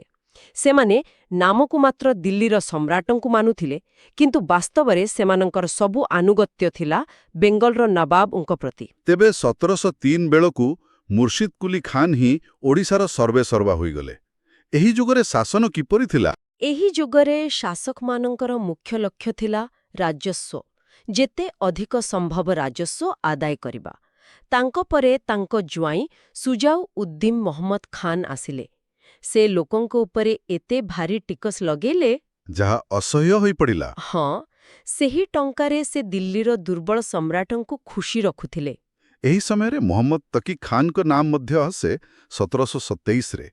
ତାଙ୍କ ସମୟରେ କିଛି ବିବାଦିତ ଘଟଣା ଘଟିଥିଲା ବୋଧେ। ହଁ, ତକି ଖାନ୍ ଦୁଇଟି କାରଣ ପାଇଁ ଜଣାଶୁଣା। ଗୋଟିଏ ହେଲା ସେ ବାଲେଶ୍ୱରରେ କଦମ ରସୁଲ ନାମକ ଏକ ସୁନ୍ଦର ସ୍ମାରକୀ ନିର୍ମାଣ କରିଥିଲେ। ଆଉ ଅନ୍ୟଟି? ଅନ୍ୟଟି ଥିଲା ତାଙ୍କ ଶାସନର କଳା ଅଧ୍ୟାୟ, ପୁରୀ ଜଗନ୍ନାଥ ମନ୍ଦିର ଉପରେ ଆକ୍ରମଣ। ଏହା ସାରା ଓଡ଼ିଶାରେ ତୀବ୍ର ଅସନ୍ତୋଷ ସୃଷ୍ଟି କରିଥିଲା। ଏହା ଆଶ୍ଚର୍ଯ୍ୟର କଥା। କିନ୍ତୁ ତାପରେ 1735ରେ ଯେତେବେଳେ ମୁର୍ଶିଦ କୁଲି ଖାନ୍ ଟୁ ଆସିଲେ, ସେ ପୁରା ଓଲଟା କାମ କଲେ। ହଁ, ସେ ଜଗନ୍ନାଥ ମନ୍ଦିରରେ ପୂଜାପାଠ ପୁଣିଥରେ ଆରମ୍ଭ କରାଇଲେ। ଜଣେ ଶାସକ ମନ୍ଦିର ଆକ୍ରମଣ କରୁଛନ୍ତି, ଆଉ କିଛି ବର୍ଷ ପରେ ଆଉ ଜଣେ ତାକୁ ପୁନରାରମ୍ଭ କରୁଛନ୍ତି। ଏହା ପଛର ରାଜନୀତି କ'ଣ ଥିଲା? ଏଇଟା ହିଁ ରାଜନୀତି ହିଁ। ମୁର୍ଶିଦ କୁଲି ଖାନ୍ ବୁଝିପାରିଥିଲେ ଯେ ସ୍ଥାନୀୟ ଲୋକ ଆଉ ଖୋର୍ଦ୍ଧା ରାଜାଙ୍କର ସମର୍ଥନ ପାଇବା ବହୁତ ଜରୁରୀ। ବୁଝିଲି। ତେଣୁ ମନ୍ଦିରରେ ପୂଜା ଆରମ୍ଭ କରାଇ ସେ ସ୍ଥାନୀୟ ହିନ୍ଦୁ ଜନତା ଏବଂ ଖୋର୍ଦ୍ଧା ରାଜାଙ୍କର ବିଶ୍ୱାସ ଜିତିବାକୁ ଚେଷ୍ଟା କଲେ। ଏହା ଏକ ରାଜନୀତିକ ଚାଲ ଥିଲା। ତାମାନେ ଓଡ଼ିଶାର ରାଜନୀତି ସମ୍ପୂର୍ଣ୍ଣ ଭାବେ ବେଙ୍ଗଲର କ୍ଷମତା ସଂଘର୍ଷ ସହିତ ଯୋଡ଼ି ହୋଇଯାଇଥିଲା। ଏକଦମ। ଯେତେବେଳେ ଆଲିବର୍ଦୀ ଖାନ୍ ଗିରିଆ ଯୁଦ୍ଧରେ ଜିତି ବେଙ୍ଗଲ ଦଖଲ କଲେ, ସେ ତୁରନ୍ତ ଓଡ଼ିଶାର ଗଭର୍ଣ୍ଣର ବଦଳାଇ ନିଜ ଲୋକ ସୈୟଦ ଅହମ୍ମଦଙ୍କୁ ନିଯୁକ୍ତ କଲେ। ଏଥିରୁ ସ୍ପଷ୍ଟ ଯେ ଓଡ଼ିଶାର ଶାସକ କିଏ ହେବ, ତାର ନିଷ୍ପତ୍ତି ଆଉ ଦିଲ୍ଲୀରେ ନୁହେଁ, ମୁର୍ଶିଦାବାଦରେ ହେଉଥିଲା। ଠିକ୍ କହିଲେ। ଆଚ୍ଛା, ଏହି ନାୟବ ନାଜିମ୍ମାନେ ପ୍ରଶାସନରେ କିଛି ସୁଧାର ଆଣିଥିଲେ ନା କେବଳ ରାଜସ୍ୱ ଆଦାୟରେ ଲାଗିଥିଲେ? ନା ନା, ସେମାନେ କିଛି ଗୁରୁତ୍ୱପୂର୍ଣ୍ଣ ସଂସ୍କାର କରିଥିଲେ। ମୁଖ୍ୟତଃ ରାଜସ୍ୱ ବ୍ୟବସ୍ଥାକୁ ଅଧିକ ଦକ୍ଷ କରିବା ପାଇଁ, ଯେମିତିକି ମୁର୍ଶିଦ କୁଲି ଖାନ୍ ମେଦିନୀପୁରକୁ ଓଡ଼ିଶାରୁ ଅଲଗା କରି ବେଙ୍ଗଲ ସହିତ ମିଶାଇ ଦେଲେ। ଆଚ୍ଛା। ଆଉ ସବୁଠୁ ବଡ଼ କଥା, ସେମାନେ ସ୍ଥାନୀୟ ଲୋକଙ୍କୁ ପ୍ରଶାସନ ଆଉ ସେନାରେ ସାମିଲ କଲେ। ଏହାଦ୍ୱାରା ସେମାନଙ୍କର ସ୍ଥାନୀୟ ସମର୍ଥନ ବଢ଼ିଲା। ଆକବରଙ୍କ ସମୟରେ 5ଟି ସରକାର କଥା ମନେ ଅଛି। ନାୟବ ନଜିମଙ୍କ ସମୟରେ ସେ ବ୍ୟବସ୍ଥା ବଦଳିଗଲା କି? ହଁ, ସମ୍ପୂର୍ଣ୍ଣ ବଦଳିଗଲା। ମୁର୍ଶିଦ କୁଲି ଖାନ୍ ରାଜସ୍ୱ ଆଦାୟକୁ ସହଜ କରିବା ପାଇଁ ଓଡ଼ିଶାକୁ 6ଟି ନୂଆ ସରକାରରେ ବିଭକ୍ତ କଲେ। 6ଟି? ସେଗୁଡ଼ିକ କ'ଣ ଥିଲା? ସେଗୁଡ଼ିକ ଥିଲା ଜଳେଶ୍ୱର, ରେମୁଣା, ବାସ୍ତା, ଗୋଲାପଡ଼ା, ମାଲଘେଟିଆ ଏବଂ ମଜକୁରୀ। ଏହା ଆକବରଙ୍କ 5 ସରକାରଠାରୁ ସମ୍ପୂର୍ଣ୍ଣ ଭିନ୍ନ ଥିଲା। ତେବେ ସାମଗ୍ରିକ ଭାବେ ଏହା ଓଡ଼ିଶା ଇତିହାସର ଏକ ଅତ୍ୟନ୍ତ ଗୁରୁତ୍ୱପୂର୍ଣ୍ଣ ସମୟ ଥିଲା। ନିଶ୍ଚିତ। ଏହା ଇତିହାସର ସେଇ ଶାଶ୍ୱତ ନିୟମକୁ ଦର୍ଶାଏ, ଯେତେବେଳେ କେନ୍ଦ୍ରୀୟ ଶକ୍ତି ଦୁର୍ବଳ ହୁଏ, ଆଞ୍ଚଳିକ ଶକ୍ତି ମୁଣ୍ଡ ଟେକେ। ପ୍ରଥମେ ଦିଲ୍ଲୀ ଦ୍ୱାରା ନିୟନ୍ତ୍ରିତ ଏକ ପ୍ରଦେଶ, ଆଉ ପରେ ବେଙ୍ଗଲର ଏକ ଉପନିବେଶ ପରି। ଏହି ପରିବର୍ତ୍ତନ ହିଁ ପରବର୍ତ୍ତୀ ସମୟରେ ମରାଠାମାନଙ୍କର ଆଗମନ ପାଇଁ ବାଟ ତିଆରି କରିଥିଲା। ଶେଷରେ ଶ୍ରୋତାମାନଙ୍କ ପାଇଁ ଏକ ଚିନ୍ତନୀୟ ପ୍ରଶ୍ନ। ହଁ, ଆମେ ଆଲୋଚନା କଲେ ଯେ ନାଏବ ନାଜିମ୍ଙ୍କ ସମୟରେ ଓଡ଼ିଶାରୁ ବିପୁଳ ପରିମାଣର ରାଜସ୍ୱ ବେଙ୍ଗଲକୁ ଯାଉଥିଲା। ତେବେ ଭାବିବାର କଥା, ଦୀର୍ଘ ସମୟ ଧରି ଚାଲିଥିବା ଏହି ଅତ୍ୟଧିକ ଆର୍ଥିକ ଶୋଷଣ ମୋଗଲ ଶାସନ ପରେ ମଧ୍ୟ ଓଡ଼ିଶାର ଅର୍ଥନୈତିକ ଏବଂ ସାମାଜିକ ସ୍ଥିତିକୁ କିପରି ପ୍ରଭାବିତ କରିଥାଇପାରେ? ଏହି ପ୍ରଶ୍ନ ଉପରେ ଚିନ୍ତା କରନ୍ତୁ। ପରବର୍ତ୍ତୀ ଆଲୋଚନା ବେଙ୍ଗଲର ନିଜାମଙ୍କ ଅଧୀନରେ ଓଡ଼ିଶା। ନମସ୍କାର, ମିଶନ ଆଇଏମ୍କୁ ଆପଣଙ୍କୁ ପୁଣିଥରେ ସ୍ୱାଗତ। ନମସ୍କାର। ଗତ ଆଲୋଚନାରେ ଆମେ ଓଡ଼ିଶାରେ ମୋଗଲ ଶାସନ ବିଷୟରେ କଥା ହେଉଥିଲେ, ଆଉ ଆମେ ଦେଖିଲେ କେମିତି ଔରଙ୍ଗଜେବଙ୍କ ପରେ ଦିଲ୍ଲୀର କେନ୍ଦ୍ରୀୟ ଶକ୍ତି ଟିକେ ଦୁର୍ବଳ ହେବାକୁ ଲାଗିଲା। ହଁ, ଆଉ ସେଇଠୁ ହିଁ ଆଜିର କାହାଣୀ ଆରମ୍ଭ। କାରଣ ଯେତେବେଳେ କେନ୍ଦ୍ର ଦୁର୍ବଳ ହୁଏ, ଆଞ୍ଚଳିକ ଶକ୍ତିମାନେ ମୁଣ୍ଡ ଟେକନ୍ତି। ଏକଦମ। ଓଡ଼ିଶା କ୍ଷେତ୍ରରେ ବି ଠିକ୍ ସେଇଆ ହେଲା। କିନ୍ତୁ ଏଠି କାହାଣୀରେ ଗୋଟେ ନୂଆ ମୋଡ଼ ଆସିଲା। ଓଡ଼ିଶା ଦିଲ୍ଲୀ ଅଧୀନରୁ ଖସି ସିଧା ବଙ୍ଗାଳର ନିଜାମଙ୍କ ପ୍ରଭାବକୁ ଆସିଗଲା। ଆଜ୍ଞା। ତେଣୁ ଆଜିର ଆମର ବ୍ୟାଖ୍ୟାନ 6ର ବିଷୟ ହେଉଛି ବଙ୍ଗଳାର ନିଜାମଙ୍କ ଅଧୀନରେ ଓଡ଼ିଶା। ଏହା ଏମିତି ଏକ ସମୟ ଥିଲା ଯେତେବେଳେ ଓଡ଼ିଶାର ଭାଗ୍ୟ ଦିଲ୍ଲୀରେ ନୁହେଁ, ବରଂ ମୁର୍ସିଦାବାଦରେ ଲେଖା ହେଉଥିଲା। ତେବେ ଏହି ନୂଆ ପର୍ଯ୍ୟାୟର ଆରମ୍ଭ କେମିତି ହେଲା? ଏହାର ମୂଳଦୁଆର କିଏ ପକାଇଥିଲେ? ଏହି ସମଗ୍ର ପରିବର୍ତ୍ତନର ମୁଖ୍ୟ ସୂତ୍ରଧାରା ଥିଲେ ମୁର୍ସିଦ କୁଲି ଖାନ୍ ଆଇ। ସେ ପ୍ରଥମେ ବଙ୍ଗଳାରେ ଜଣେ ନାୟବ ସୁବାଦାର ଏବଂ ଫୌଜଦାର ଭାବେ କାମ ଆରମ୍ଭ କରିଥିଲେ। ମାନେ ଜଣେ ପ୍ରଶାସକ ଭାବରେ। ହଁ, ଆଉ ବହୁତ ଚତୁର ଏବଂ ମହତ୍ୱାକାଂକ୍ଷୀ ପ୍ରଶାସକ ଥିଲେ। ସେ ଦେଖିପାରୁଥିଲେ ଯେ ଦିଲ୍ଲୀର ମୋଗଲ ସାମ୍ରାଜ୍ୟ ଭିତରୁ ଧୀରେ ଧୀରେ ଦୁର୍ବଳ ହେଉଛି। କିନ୍ତୁ ଗୋଟେ ମିନିଟ୍, ଯଦି ମୋଗଲ ସାମ୍ରାଜ୍ୟ ଦୁର୍ବଳ ହେଉଥିଲା, ତାହେଲେ ତାଙ୍କୁ ଓଡ଼ିଶାର ସମ୍ପୂର୍ଣ୍ଣ ନିୟନ୍ତ୍ରଣ ଦେଲା କିଏ? ଆମ ସୂଚନାରେ ଲେଖା ଅଛି 1703 ଖ୍ରୀଷ୍ଟାବ୍ଦରେ ତାଙ୍କୁ ଏହି ଦାୟିତ୍ୱ ମିଳିଲା। ଏଟା ଗୋଟେ ବହୁତ ଭଲ ପ୍ରଶ୍ନ। ଦେଖନ୍ତୁ, ଦୁର୍ବଳ ହେଉଥିବା ମୋଗଲ ସମ୍ରାଟମାନେ ଜାଣିଥିଲେ ଯେ ସେମାନେ ଦୂର ପ୍ରଦେଶକୁ ସିଧା ନିୟନ୍ତ୍ରଣ କରିପାରିବେନି। ଆଚ୍ଛା। ତେଣୁ ସେମାନେ ମୁର୍ସିଦ କୁଲି ଖାନକା ଭଳି ଶକ୍ତିଶାଳୀ ଲୋକଙ୍କୁ ଅଧିକ କ୍ଷମତା ଦେଇ ସନ୍ତୁଷ୍ଟ ରଖିବାକୁ ଚାହୁଁଥିଲେ। ସର୍ତ୍ତ ଥିଲା ଯେ ତୁମେ ଆମ ଅଧୀନରେ ରୁହ ଆଉ ନିୟମିତ ରାଜସ୍ୱ ପଠାଉଥାଅ। ବୁଝିଲି। ତେଣୁ 1703ରେ ତାଙ୍କୁ ଓଡ଼ିଶାର ସୁବେଦାର କରାଗଲା। ହଁ, ସମ୍ପୂର୍ଣ୍ଣ ନିୟନ୍ତ୍ରଣ ଦିଆଗଲା। ଏହାପରେ ସେ ଦିଲ୍ଲୀ ସହ କେବଳ ନାମକୁ ମାତ୍ର ସମ୍ପର୍କ ରଖି ବଙ୍ଗାଳ ଓ ଓଡ଼ିଶାରେ ନିଜର ଏକ ପ୍ରକାର ସ୍ୱାଧୀନ ଶାସନର ମୂଳଦୁଆ ପକାଇଲେ। ତାଙ୍କ ପରେ କିଏ ଆସିଲେ? ଶାସନ କେମିତି ଚାଲିଲା? ତାଙ୍କ ପରେ ତାଙ୍କ ଜ୍ୱାଇଁ ସୁଜାଉଦ୍ଦିନ ମହମ୍ମଦ ଖାନ୍ ଶାସନକୁ ଆସିଲେ, ଆଉ ତାଙ୍କ ସମୟରେ ଓଡ଼ିଶାର ଅର୍ଥନୀତି ଉପରେ ବହୁତ ଚାପ ପଡ଼ିଥିଲା। କାହିଁକି? ସେ କ'ଣ କଲେ? ସେ ଶାସନକୁ ସୁଦୃଢ଼ କରିବା ପାଇଁ ଲୋକଙ୍କ ଉପରେ ବହୁତ ଅଧିକ କର ଲଗେଇବା ଆରମ୍ଭ କଲେ। ଅତ୍ୟଧିକ କର। କିନ୍ତୁ ଏତେ ରାଜସ୍ୱର ଆବଶ୍ୟକତା କ'ଣ ପାଇଁ ପଡ଼ିଲା? କେବଳ ନିଜ ପ୍ରଶାସନ ପାଇଁ? ନା, ତାଠୁ ବଡ଼ କାରଣ ଥିଲା ଦିଲ୍ଲୀ। ଯଦିଓ ସେମାନେ ଏଠି ପ୍ରାୟ ସ୍ୱାଧୀନ ଥିଲେ, ତଥାପି ମୋଗଲ ସମ୍ରାଟକୁ ପୂରାପୂରି ଅଣଦେଖା କରିପାରୁନଥିଲେ। ଆଚ୍ଛା, ନିଜର ବୈଧତା ବଜାୟ ରଖିବା ପାଇଁ? ଏକଦମ। ତେଣୁ ଦିଲ୍ଲୀର ହସ୍ତକ୍ଷେପରୁ ବଞ୍ଚିବା ପାଇଁ ସୁଜାଉଦ୍ଦିନ ନିୟମିତ ଭାବରେ ଦିଲ୍ଲୀ ଦରବାରକୁ ବିପୁଳ ପରିମାଣର ଅର୍ଥ ପଠାଉଥିଲେ, ଯାହାକୁ ରେମିଟାନ୍ସ କୁହାଯାଉଥିଲା। କିନ୍ତୁ ଏହା ତ ଗୋଟେ ପଟେ ସ୍ୱାଧୀନ ହେବାକୁ ଚେଷ୍ଟା, ଆଉ ଅନ୍ୟପଟେ ଦିଲ୍ଲୀକୁ ଟଙ୍କା ପଠାଇବା। ଏହା ଏକ ପ୍ରକାର ରାଜନୈତିକ ବାଧ୍ୟବାଧକତା ଥିଲା ବୋଧେ। ହଁ, ଆଉ ଏହାର ସିଧା ପ୍ରଭାବ ପଡ଼ୁଥିଲା ଓଡ଼ିଶା ଉପରେ। ଏହି ଅର୍ଥ ତ ସାଧାରଣ ଚାଷୀ ଆଉ କାରିଗରଙ୍କଠାରୁ ହିଁ ଆଦାୟ କରାଯାଉଥିଲା। ଫଳରେ ଓଡ଼ିଶା ଉପରେ ଭୀଷଣ ଆର୍ଥିକ ଚାପ ପଡ଼ିଲା। ଆଉ ଲୋକଙ୍କ ଭିତରେ ଅସନ୍ତୋଷ ବି ବଢ଼ିଲା। ଏହି ଅସନ୍ତୋଷ ନିଶ୍ଚୟ ପରବର୍ତ୍ତୀ ଶାସକଙ୍କ ପାଇଁ ଏକ ବଡ଼ ଚ୍ୟାଲେଞ୍ଜ ହୋଇଥିବ। 1727ରେ ତ ମହମ୍ମଦ ତାକି ଖାନ୍ ଆସିଲେ। ସେ କେମିତି ସମ୍ଭାଳିଲେ? ମହମ୍ମଦ ତାକି ଖାନଙ୍କ ଶାସନକାଳ ଓଡ଼ିଶା ଇତିହାସରେ କ'ଣ କହିବା ବହୁତ ଅଶାନ୍ତ ସମୟ ଥିଲା। ସେ ମୁଖ୍ୟତଃ ଦୁଇଟି କାରଣ ପାଇଁ ଜଣାଶୁଣା। କ'ଣ କ'ଣ ସେଗୁଡ଼ିକ? ଗୋଟିଏ ହେଲା ସ୍ଥାପତ୍ୟ, ଆଉ ଅନ୍ୟଟି ହେଲା ଧାର୍ମିକ ବିବାଦ। ସ୍ଥାପତ୍ୟ? ଆପଣ ବାଲେଶ୍ୱରର କଦମ ରସୁଲ କଥା କହୁଛନ୍ତି କି? ହଁ, ଏକଦମ ଠିକ୍। କଦମ ରସୁଲର ମାନେ ହେଲା ପୈଗମ୍ବରଙ୍କ ପଦଚିହ୍ନ। ଏହା ଏକ ଇସଲାମିକ ସ୍ମାରକ। କିନ୍ତୁ ତାଙ୍କର ଦ୍ୱିତୀୟ କାମଟି ଏହି ଭଲ କାମକୁ ପୁରା ଘୋଡ଼େଇ ଦେଇଥିଲା। ଆଉ ସେଇଟା ଥିଲା ପୁରୀ ଜଗନ୍ନାଥ ମନ୍ଦିର ଉପରେ ଆକ୍ରମଣ। କିନ୍ତୁ କାହିଁକି? କେବଳ ଧାର୍ମିକ କଟ୍ଟରତା ନା କିଛି ରାଜନୈତିକ କାରଣ ଥିଲା? ଓଡ଼ିଶାର ସବୁଠୁ ସମ୍ବେଦନଶୀଳ ସ୍ଥାନ ଉପରେ ଆକ୍ରମଣ କରିବା ତ ବହୁତ ବଡ଼ ଭୁଲ। ଏହା ଏକ ଭୟଙ୍କର ରାଜନୈତିକ ଭୁଲ ଥିଲା। ଦେଖନ୍ତୁ, କାରଣଟା ଟିକେ ଜଟିଳ। କିଛି ଇତିହାସିକ କହନ୍ତି ଏହା ତାଙ୍କର କଟ୍ଟରପନ୍ଥୀ ମନୋଭାବ ଥିଲା, ଆଉ କିଛି କହନ୍ତି ସେ ମନ୍ଦିରର ଧନସମ୍ପତ୍ତି ଲୁଣ୍ଠନ କରିବାକୁ ଚାହୁଁଥିଲେ। କାରଣ ଯାହା ବି ହେଉ, ପରିଣାମ ତ ଭୟଙ୍କର ହୋଇଥିବ। ସମଗ୍ର ଓଡ଼ିଶାରେ ଧାର୍ମିକ ଉତ୍ତେଜନା ସୃଷ୍ଟି ହେଲା। ଶାସକ ଆଉ ଜନତାଙ୍କ ଭିତରେ ସମ୍ପର୍କ ପୂରାପୂରି ନଷ୍ଟ ହୋଇଗଲା। ଆଚ୍ଛା, ତେବେ ତାକି ଖାନ୍ ଯେଉଁ ଭୁଲ କଲେ, ତାପରେ ଶାସକ ସେଥିରୁ କିଛି ଶିଖିଲେ? ଏହି ପରିସ୍ଥିତିକୁ କିଏ ଶାନ୍ତ କଲା? ହଁ, ତାଙ୍କ ଭୁଲରୁ ପରବର୍ତ୍ତୀ ଶାସକ ବହୁତ ବଡ଼ ଶିକ୍ଷା ପାଇଲେ। 1735ରେ ଶାସନକୁ ଆସିଲେ ମୁର୍ସିଦ କୁଲି ଖାନ୍ ଦ୍ୱିତୀୟ। ଓହୋ, ଆଉ ଜଣେ ମୁର୍ସିଦ କୁଲି ଖାନ୍। ହଁ, ମୁର୍ସିଦ କୁଲି ଖାନ୍ ଦ୍ୱିତୀୟ। ସେ ଜଣେ ଅତ୍ୟନ୍ତ ବୁଦ୍ଧିମାନ ଶାସକ ଥିଲେ।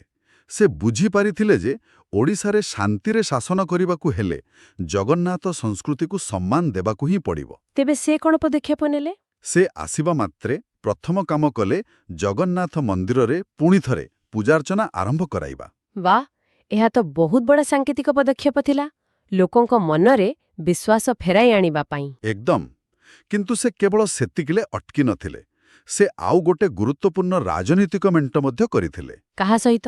ସେ ସମୟର ଓଡ଼ିଶାର ସବୁଠାରୁ ପ୍ରଭାବଶାଳୀ ଶକ୍ତି, ମାନେ ଖୋର୍ଦ୍ଧାର ଗଜପତି ରାଜାଙ୍କ ସହିତ। ଆଚ୍ଛା। ସେ ଓଡ଼ିଶାରେ ପୁଣି ସ୍ଥିରତା ଫେରାଇ ଆଣିଲେ। କିନ୍ତୁ 1800 ଶତାବ୍ଦୀର ଭାରତରେ ଶାନ୍ତି କେବେ ବି ସ୍ଥାୟୀ ନଥିଲା।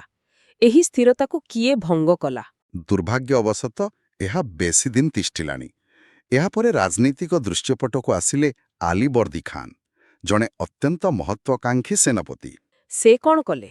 ସେ ସେତେବେଳର ଶାସକ ସରଫରାଜ ଖାନ୍କୁ ଗିରିଆ ଯୁଦ୍ଧରେ ହରାଇଦେଲେ, ଆଉ ଏହି ଯୁଦ୍ଧଟି ଓଡ଼ିଶାର ଭାଗ୍ୟ ପାଇଁ ନିର୍ଣ୍ଣାୟକ ହେଲା। ଗିରିଆ ଯୁଦ୍ଧ ଏଟା କେମିତି ଭିନ୍ନ ଥିଲା? ଦେଖନ୍ତୁ, ଏହା ଆଉ ବୁଝାମଣା ବା ମେଣ୍ଟର ଯୁଗ ନଥିଲା। ଏହା ଥିଲା ସିଧାସଳଖ ସାମରିକ ଶକ୍ତି ପ୍ରଦର୍ଶନ। ଆଲିବର୍ଦୀ ଖାନ୍ଙ୍କ ବିଜୟ ପରେ ସେ ମୁର୍ସିଦ କୁଲି ଖାନ୍ ଦ୍ୱିତୀୟଙ୍କ ପରିବାରକୁ କ୍ଷମତାରୁ ହଟାଇଲେ। ଆଉ ନିଜ ଲୋକଙ୍କୁ ବସେଇଲେ। ହଁ, ନିଜର ଜଣେ ସମ୍ପର୍କୀୟ ସୈୟଦ ଅହମ୍ମଦକୁ ଓଡ଼ିଶାର ନୂଆ ଗଭର୍ଣ୍ଣର କରିଦେଲେ। ମାନେ ବାହ୍ୟ ଶକ୍ତି ଦ୍ୱାରା ଓଡ଼ିଶା ଉପରେ ସମ୍ପୂର୍ଣ୍ଣ ନିୟନ୍ତ୍ରଣ। ଆମେ ତ ରାଜନୀତି, ଯୁଦ୍ଧ, ବିଦ୍ରୋହ ଏସବୁ ବିଷୟରେ କଥା ହେଲେ, କିନ୍ତୁ ଏସବୁ ଭିତରେ ପ୍ରଶାସନିକ ବ୍ୟବସ୍ଥା କେମିତି ଥିଲା? ମାନେ ଡେ ଟୁ ଡେ ଆଡମିନିଷ୍ଟ୍ରେସନ। ହଁ, ସେଇଟା ଗୋଟେ ଗୁରୁତ୍ୱପୂର୍ଣ୍ଣ ଦିଗ। ଶାସନକୁ ସହଜ କରିବା ପାଇଁ ଏହି ସମୟରେ ଏକ ବଡ଼ ପ୍ରଶାସନିକ ପୁନର୍ଗଠନ କରାଗଲା। ସବୁଠୁ ବଡ଼ ପରିବର୍ତ୍ତନ କ'ଣ ଥିଲା? ସବୁଠୁ ବଡ଼ ପରିବର୍ତ୍ତନ ଥିଲା ମେଦିନୀପୁରକୁ ଓଡ଼ିଶାରୁ ଅଲଗା କରି ବଙ୍ଗଳାରେ ମିଶାଇ ଦିଆଯିବା। ଏହା ଓଡ଼ିଶାର ଭୌଗୋଳିକ ସୀମାକୁ ସଂକୁଚିତ କରିଦେଲା। ଆଚ୍ଛା, ଆଉ ମେଦିନୀପୁର ଅଲଗା ହେବା ପରେ ବାକି ଓଡ଼ିଶାକୁ କେମିତି ଭାଗ କରାଯାଇଥିଲା? ବାକି ଓଡ଼ିଶାକୁ ମାନେ ମୁଖ୍ୟତଃ ଉତ୍ତର ଉପକୂଳବର୍ତ୍ତୀ ଅଞ୍ଚଳକୁ କିଛି ପ୍ରମୁଖ କେନ୍ଦ୍ରରେ ବିଭକ୍ତ କରାଗଲା। ଯେମିତିକି ଜଳେଶ୍ୱର, ରେମୁଣା, ବସ୍ତା ଏଗୁଡ଼ିକ।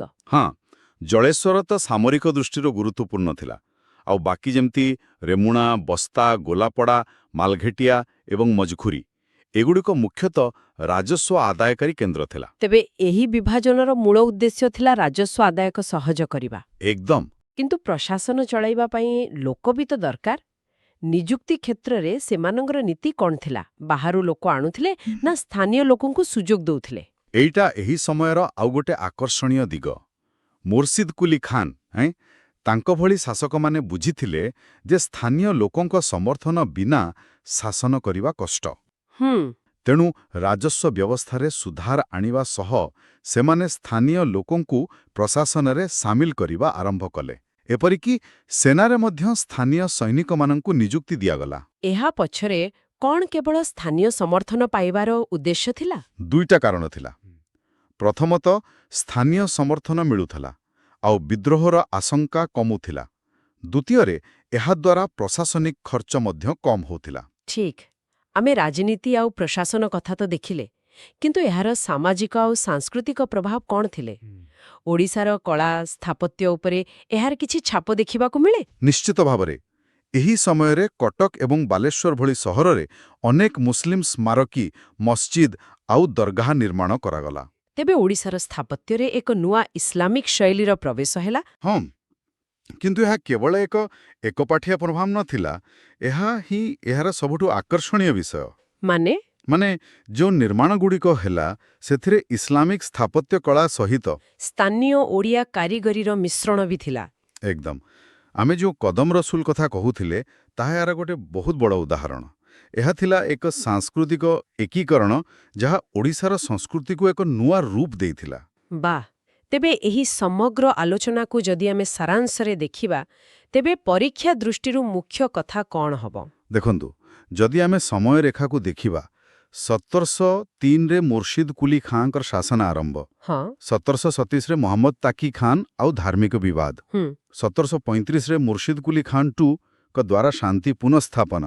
ଆଉ ତାପରେ ଗିରିଆ ଯୁଦ୍ଧ, ଯେଉଁଥିରେ ଆଲିବର୍ଦୀ ଖାନ୍ ସରଫରାଜ ଖାନ୍କୁ ପରାସ୍ତ କଲେ। ଠିକ୍ ଅଛି, କିନ୍ତୁ ଏହି ପୁରା ଅଧ୍ୟାୟରୁ ଆମେ ଶିଖିଲେ କ'ଣ? ଏହାର ମୂଳ କଥା କ'ଣ? ମୂଳ କଥା ହେଉଛି, ଓଡ଼ିଶାରେ ଶାସନ କରିବା କେବଳ ସାମରିକ ଶକ୍ତିର ଖେଳ ନଥିଲା। ତାହେଲେ ଆଉ କ'ଣ ଥିଲା? ଏହା ଥିଲା ଆର୍ଥିକ ଚାପ, ସ୍ଥାନୀୟ ଧାର୍ମିକ ଭାବନା ଏବଂ ରାଜନୈତିକ ବୁଝାମଣାର ଏକ ଜଟିଳ ସନ୍ତୁଳନ। ଯିଏ ଏହି ସନ୍ତୁଳନ ରଖିପାରିଲା, ସେ ହିଁ ତିଷ୍ଠି ରହିଲା। ଆଉ ଯିଏ ପାରିଲାନି, ତାର ପତନ ହେଲା, ଯେମିତି ମହମ୍ମଦ ତାକି ଖାନ୍। ଏକଦମ। ଏହା ହିଁ ଏହି ଯୁଗର ସବୁଠାରୁ ବଡ଼ ଶିକ୍ଷା। ବହୁତ ବଢ଼ିଆ। ଆମେ ଦେଖିଲେ କିପରି ରାଜନୈତିକ ଉତ୍ଥାନ ପତନ, ଆର୍ଥିକ ନୀତି, ଧାର୍ମିକ ବିବାଦ ଏବଂ ସାଂସ୍କୃତିକ ମିଶ୍ରଣ ଏସବୁ ମିଶି ଓଡ଼ିଶାର ଇତିହାସରେ ଏହି ଗୁରୁତ୍ୱପୂର୍ଣ୍ଣ ସମୟକୁ ଗଢ଼ିଥିଲା। ହଁ, ଆଉ ଏହି କ୍ରମାଗତ ଅସ୍ଥିରତା ଆଉ ଆଭ୍ୟନ୍ତରୀଣ ଦୁର୍ବଳତା ପରବର୍ତ୍ତୀ ଯୁଗ ପାଇଁ ମଞ୍ଚ ପ୍ରସ୍ତୁତ କରୁଥିଲା। ବଙ୍ଗଳାର ନିଜାମଙ୍କ ଶାସନରେ ସୃଷ୍ଟି ହୋଇଥିବା ଏହି ଶୂନ୍ୟସ୍ଥାନକୁ ପୂରଣ କରିବା ପାଇଁ ଆଗକୁ ଆସିଲେ ଆଉ ଏକ ନୂଆ ଶକ୍ତି ଆଉ ସେମାନେ ଥିଲେ ମରାଠା। ଆଗାମୀ ଆଲୋଚନାର ବିଷୟବସ୍ତୁ ହେଉଛି ଓଡ଼ିଶାରେ ମରାଠା ଶାସନ। ନମସ୍କାର, ମିଶନ ଆଇଏମ୍କୁ ସ୍ୱାଗତ।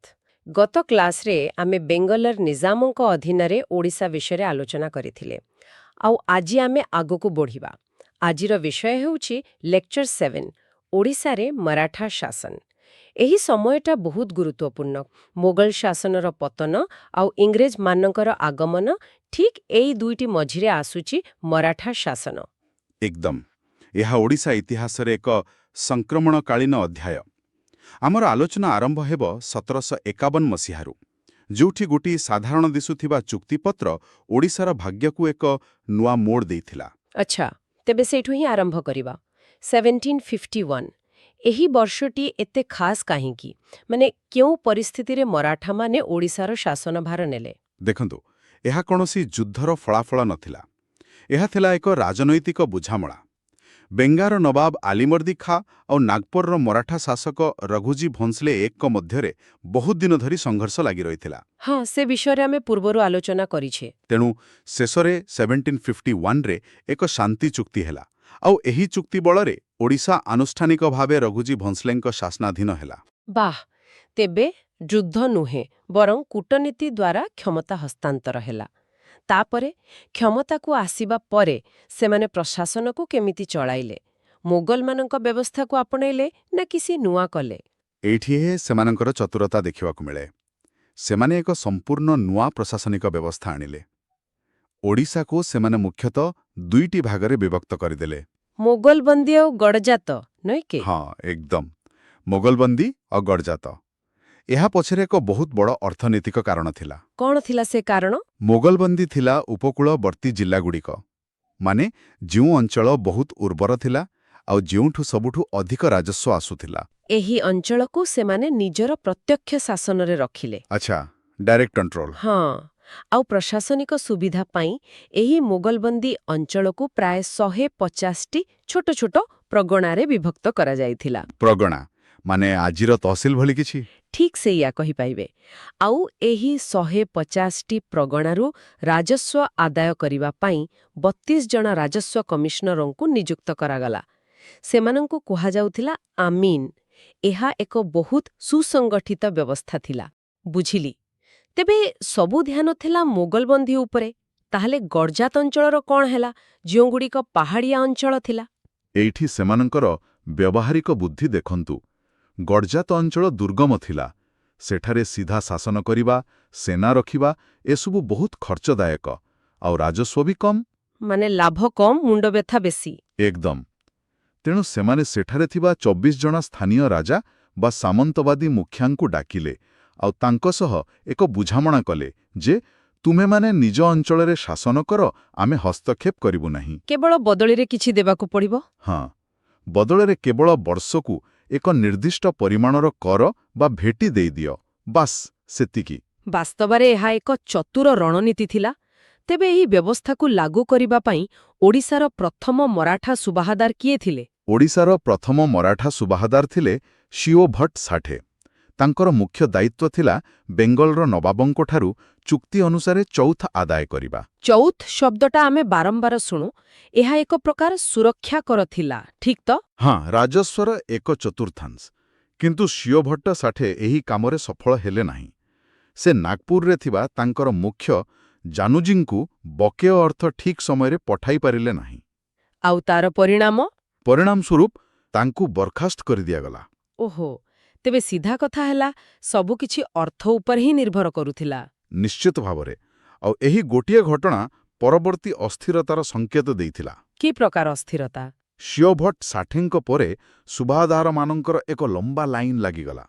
ଜଣଙ୍କ ପରେ ଜଣେ ଆସିଲେ ଆଉ ଗଲେ।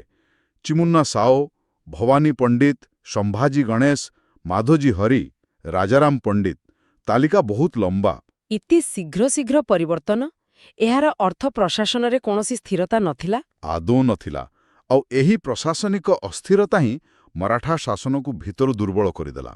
ଏହା ପରବର୍ତ୍ତୀ ସମୟରେ ଇଂରେଜ ମରାଠା ସଂଘର୍ଷ ପାଇଁ ବାଟ ଖୋଲିଦେଲା, ଯେଉଁଥିରେ ୱାରେନ୍ ହେଷ୍ଟିଙ୍ଗସ୍ ମଧ୍ୟ ସାମିଲ ଥିଲେ। ତେବେ ଶେଷ କି ଥିଲେ? 1793 ମସିହାରେ ସଦାଶିବ ରାଓ ଶେଷ ପ୍ରତିନିଧି ଥିଲେ, ଯାହାକି ମରାଠା ଶାସନର ପ୍ରଭାବଶାଳୀ ସମାପ୍ତିକୁ ସୂଚାଉଥିଲା।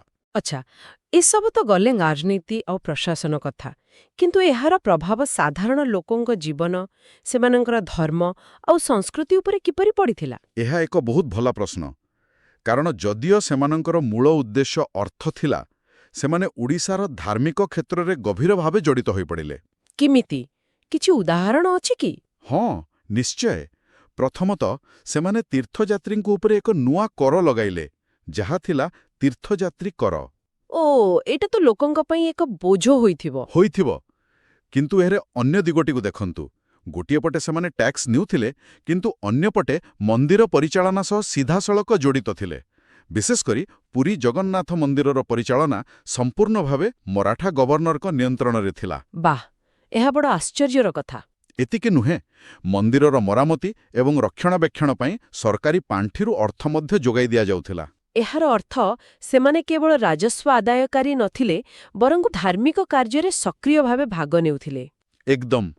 ଆଉ ଏହାର ସବୁଠୁ ବଡ଼ ଉଦାହରଣ ହେଉଛି ରଥଯାତ୍ରା। ରଥଯାତ୍ରା ଉପରେ କି ପ୍ରଭାବ ପଡ଼ିଲା? ମରାଠା ଶାସନ କାଳରେ ରଥଯାତ୍ରାକୁ ସମ୍ପୂର୍ଣ୍ଣ ସରକାରୀ ସହାୟତା ଏବଂ ପୃଷ୍ଠପୋଷକତା ମିଳିଲା। ଫଳସ୍ୱରୂପ ପୁରୀର ପ୍ରମୁଖ ପର୍ବପର୍ବାଣୀ, ବିଶେଷ କରି ରଥଯାତ୍ରା, ଏହି ସମୟରେ ବହୁତ ଅଧିକ ଲୋକପ୍ରିୟ ହୋଇପାରିଥିଲା। ଆଚ୍ଛା, ତେବେ ଆସନ୍ତୁ ଏହି ପୂରା ଅଧ୍ୟାୟକୁ ଓଡ଼ିଶାର ବିଶାଳ ଇତିହାସରେ ଫିଟ୍ କରି ଦେଖିବା। ମାନେ, ମରାଠାମାନେ ଆସିବା ପୂର୍ବରୁ କ'ଣ ଚାଲିଥିଲା? ମରାଠାମାନେ ଆସିବା ବେଳକୁ ଓଡ଼ିଶା ଏକ ଅନେକ ରାଜନୈତିକ ଝଡ଼ ଦେଇ ଗତି କରୁଥିଲା। ଦେଖନ୍ତୁ, ଗଙ୍ଗବଂଶର ସୁବର୍ଣ୍ଣ ଯୁଗ ବହୁତ ପୂର୍ବରୁ ସରିଯାଇଥିଲା। ତାପରେ ଗଜପତି ବଂଶ ଆସିଲେ। କପିଳେନ୍ଦ୍ର ଦେବଙ୍କ ଦ୍ୱାରା। ହଁ, କିନ୍ତୁ ତାପରେ ଭୋଇ ଓ କରାଣୀ ବଂଶ ସମୟରେ ବହୁତ ଅସ୍ଥିରତା ଦେଖାଦେଲା। ଆଉ ଶେଷରେ ରାଜମହଲ ଯୁଦ୍ଧ ପରେ 1576 ବେଳକୁ ମୁଗଲ ଶାସନ ପ୍ରତିଷ୍ଠା ହେଲା। ଆଉ ସେହି ମୁଗଲ ସାମ୍ରାଜ୍ୟର ପତନ ହିଁ ମରାଠାମାନଙ୍କ ପାଇଁ ସୁଯୋଗ ଆଣିଲା। ଏକଦମ। 1703ରେ ଓଡ଼ିଶା ବେଙ୍ଗଲର ନାଏବ ନାଜିମ୍ ଅଧୀନକୁ ଗଲା, ଆଉ ଶେଷରେ 1751ରେ ମରାଠାମାନେ ଆସିଲେ। ତେଣୁ ମରାଠା ଶାସନ ହେଉଛି ମୁଗଲ ଯୁଗର ପତନ ଏବଂ ବ୍ରିଟିଶ ଯୁଗର ଆରମ୍ଭ ମଧ୍ୟରେ ଥିବା ଏକ ସେତୁ, ଏକ ଅପେକ୍ଷାକୃତ ସ୍ୱଳ୍ପ କିନ୍ତୁ ଗୁରୁତ୍ୱପୂର୍ଣ୍ଣ ପର୍ଯ୍ୟାୟ। ତାହେଲେ ଆଜିର ପୂରା ଆଲୋଚନାରୁ ଆମେ ମୁଖ୍ୟ କ'ଣ ଶିଖିଲେ? ସାରାଂଶ କ'ଣ ରହିବ? ସାରାଂଶ ହେଉଛି, ମରାଠାମାନେ ଓଡ଼ିଶାରେ ଏକ ଅଭିନବ ଦ୍ୱୈତ ପ୍ରଶାସନିକ ବ୍ୟବସ୍ଥା ଆଣିଲେ। ସେମାନେ ଓଡ଼ିଶାର ଧାର୍ମିକ ଓ ସାଂସ୍କୃତିକ ଜୀବନରେ ଏକ ଗୁରୁତ୍ୱପୂର୍ଣ୍ଣ ଭୂମିକା ନେଲେ, କିନ୍ତୁ ସେମାନଙ୍କର ନିଜସ୍ୱ ପ୍ରଶାସନିକ ଅସ୍ଥିରତା ହିଁ ସେମାନଙ୍କର ଶାସନର ପତନର କାରଣ ହେଲା। ଏସବୁ ଶୁଣିଲା ପରେ ଗୋଟିଏ ପ୍ରଶ୍ନ ମନକୁ ଆସୁଛି। ହଁ, ଆଉ ସେଇଟା ହିଁ ଆଜିର ଆମର ଚିନ୍ତନ ପାଇଁ ପ୍ରଶ୍ନ। ଦେଖନ୍ତୁ, ମରାଠା ଶାସନ ମାତ୍ର ପ୍ରାୟ ଅର୍ଦ୍ଧ ଶତାବ୍ଦୀ ଚାଲିଲା, କିନ୍ତୁ ଜଗନ୍ନାଥ ମନ୍ଦିର ପ୍ରଶାସନ ସହିତ ସେମାନଙ୍କର ଗଭୀର ସମ୍ପୃକ୍ତି ଏକ ସ୍ଥାୟୀ ସାଂସ୍କୃତିକ ଛାପ ଛାଡ଼ିଯାଇଛି। ଏବେ କଳ୍ପନା କରନ୍ତୁ, ଯଦି 1751 ମସିହାରେ ମରାଠାଙ୍କ ବଦଳରେ ଭିନ୍ନ ଧାର୍ମିକ ନୀତି ଥିବା ଅନ୍ୟ କୌଣସି ଶକ୍ତି କ୍ଷମତାକୁ ଆସିଥାନ୍ତା। ତାହେଲେ ଆଜି ଓଡ଼ିଶାର ଧାର୍ମିକ ପରିଦୃଶ୍ୟ ହୁଏତ ସମ୍ପୂର୍ଣ୍ଣ ଭିନ୍ନ ହୋଇଥାନ୍ତା। ହୁଏତ। ଏହା ହିଁ ଚିନ୍ତା କରିବାର ବିଷୟ। ଏହା ଏକ ବଡ଼ ପ୍ରଶ୍ନ, ଯାହା ଉପରେ ଚିନ୍ତା କରିବା ନିହାତି ଆବଶ୍ୟକ। ଏହା ଆମର ମଧ୍ୟଯୁଗୀୟ ଇତିହାସ ସିରିଜକୁ ସମ୍ପୂର୍ଣ୍ଣ କରୁଛି। ପରବର୍ତ୍ତୀ ସମୟରେ ଆମେ ଓଡ଼ିଶାର ଆଧୁନିକ ଇତିହାସରେ ପ୍ରବେଶ କରିବା। ଜୟ ଜଗନ୍ନାଥ।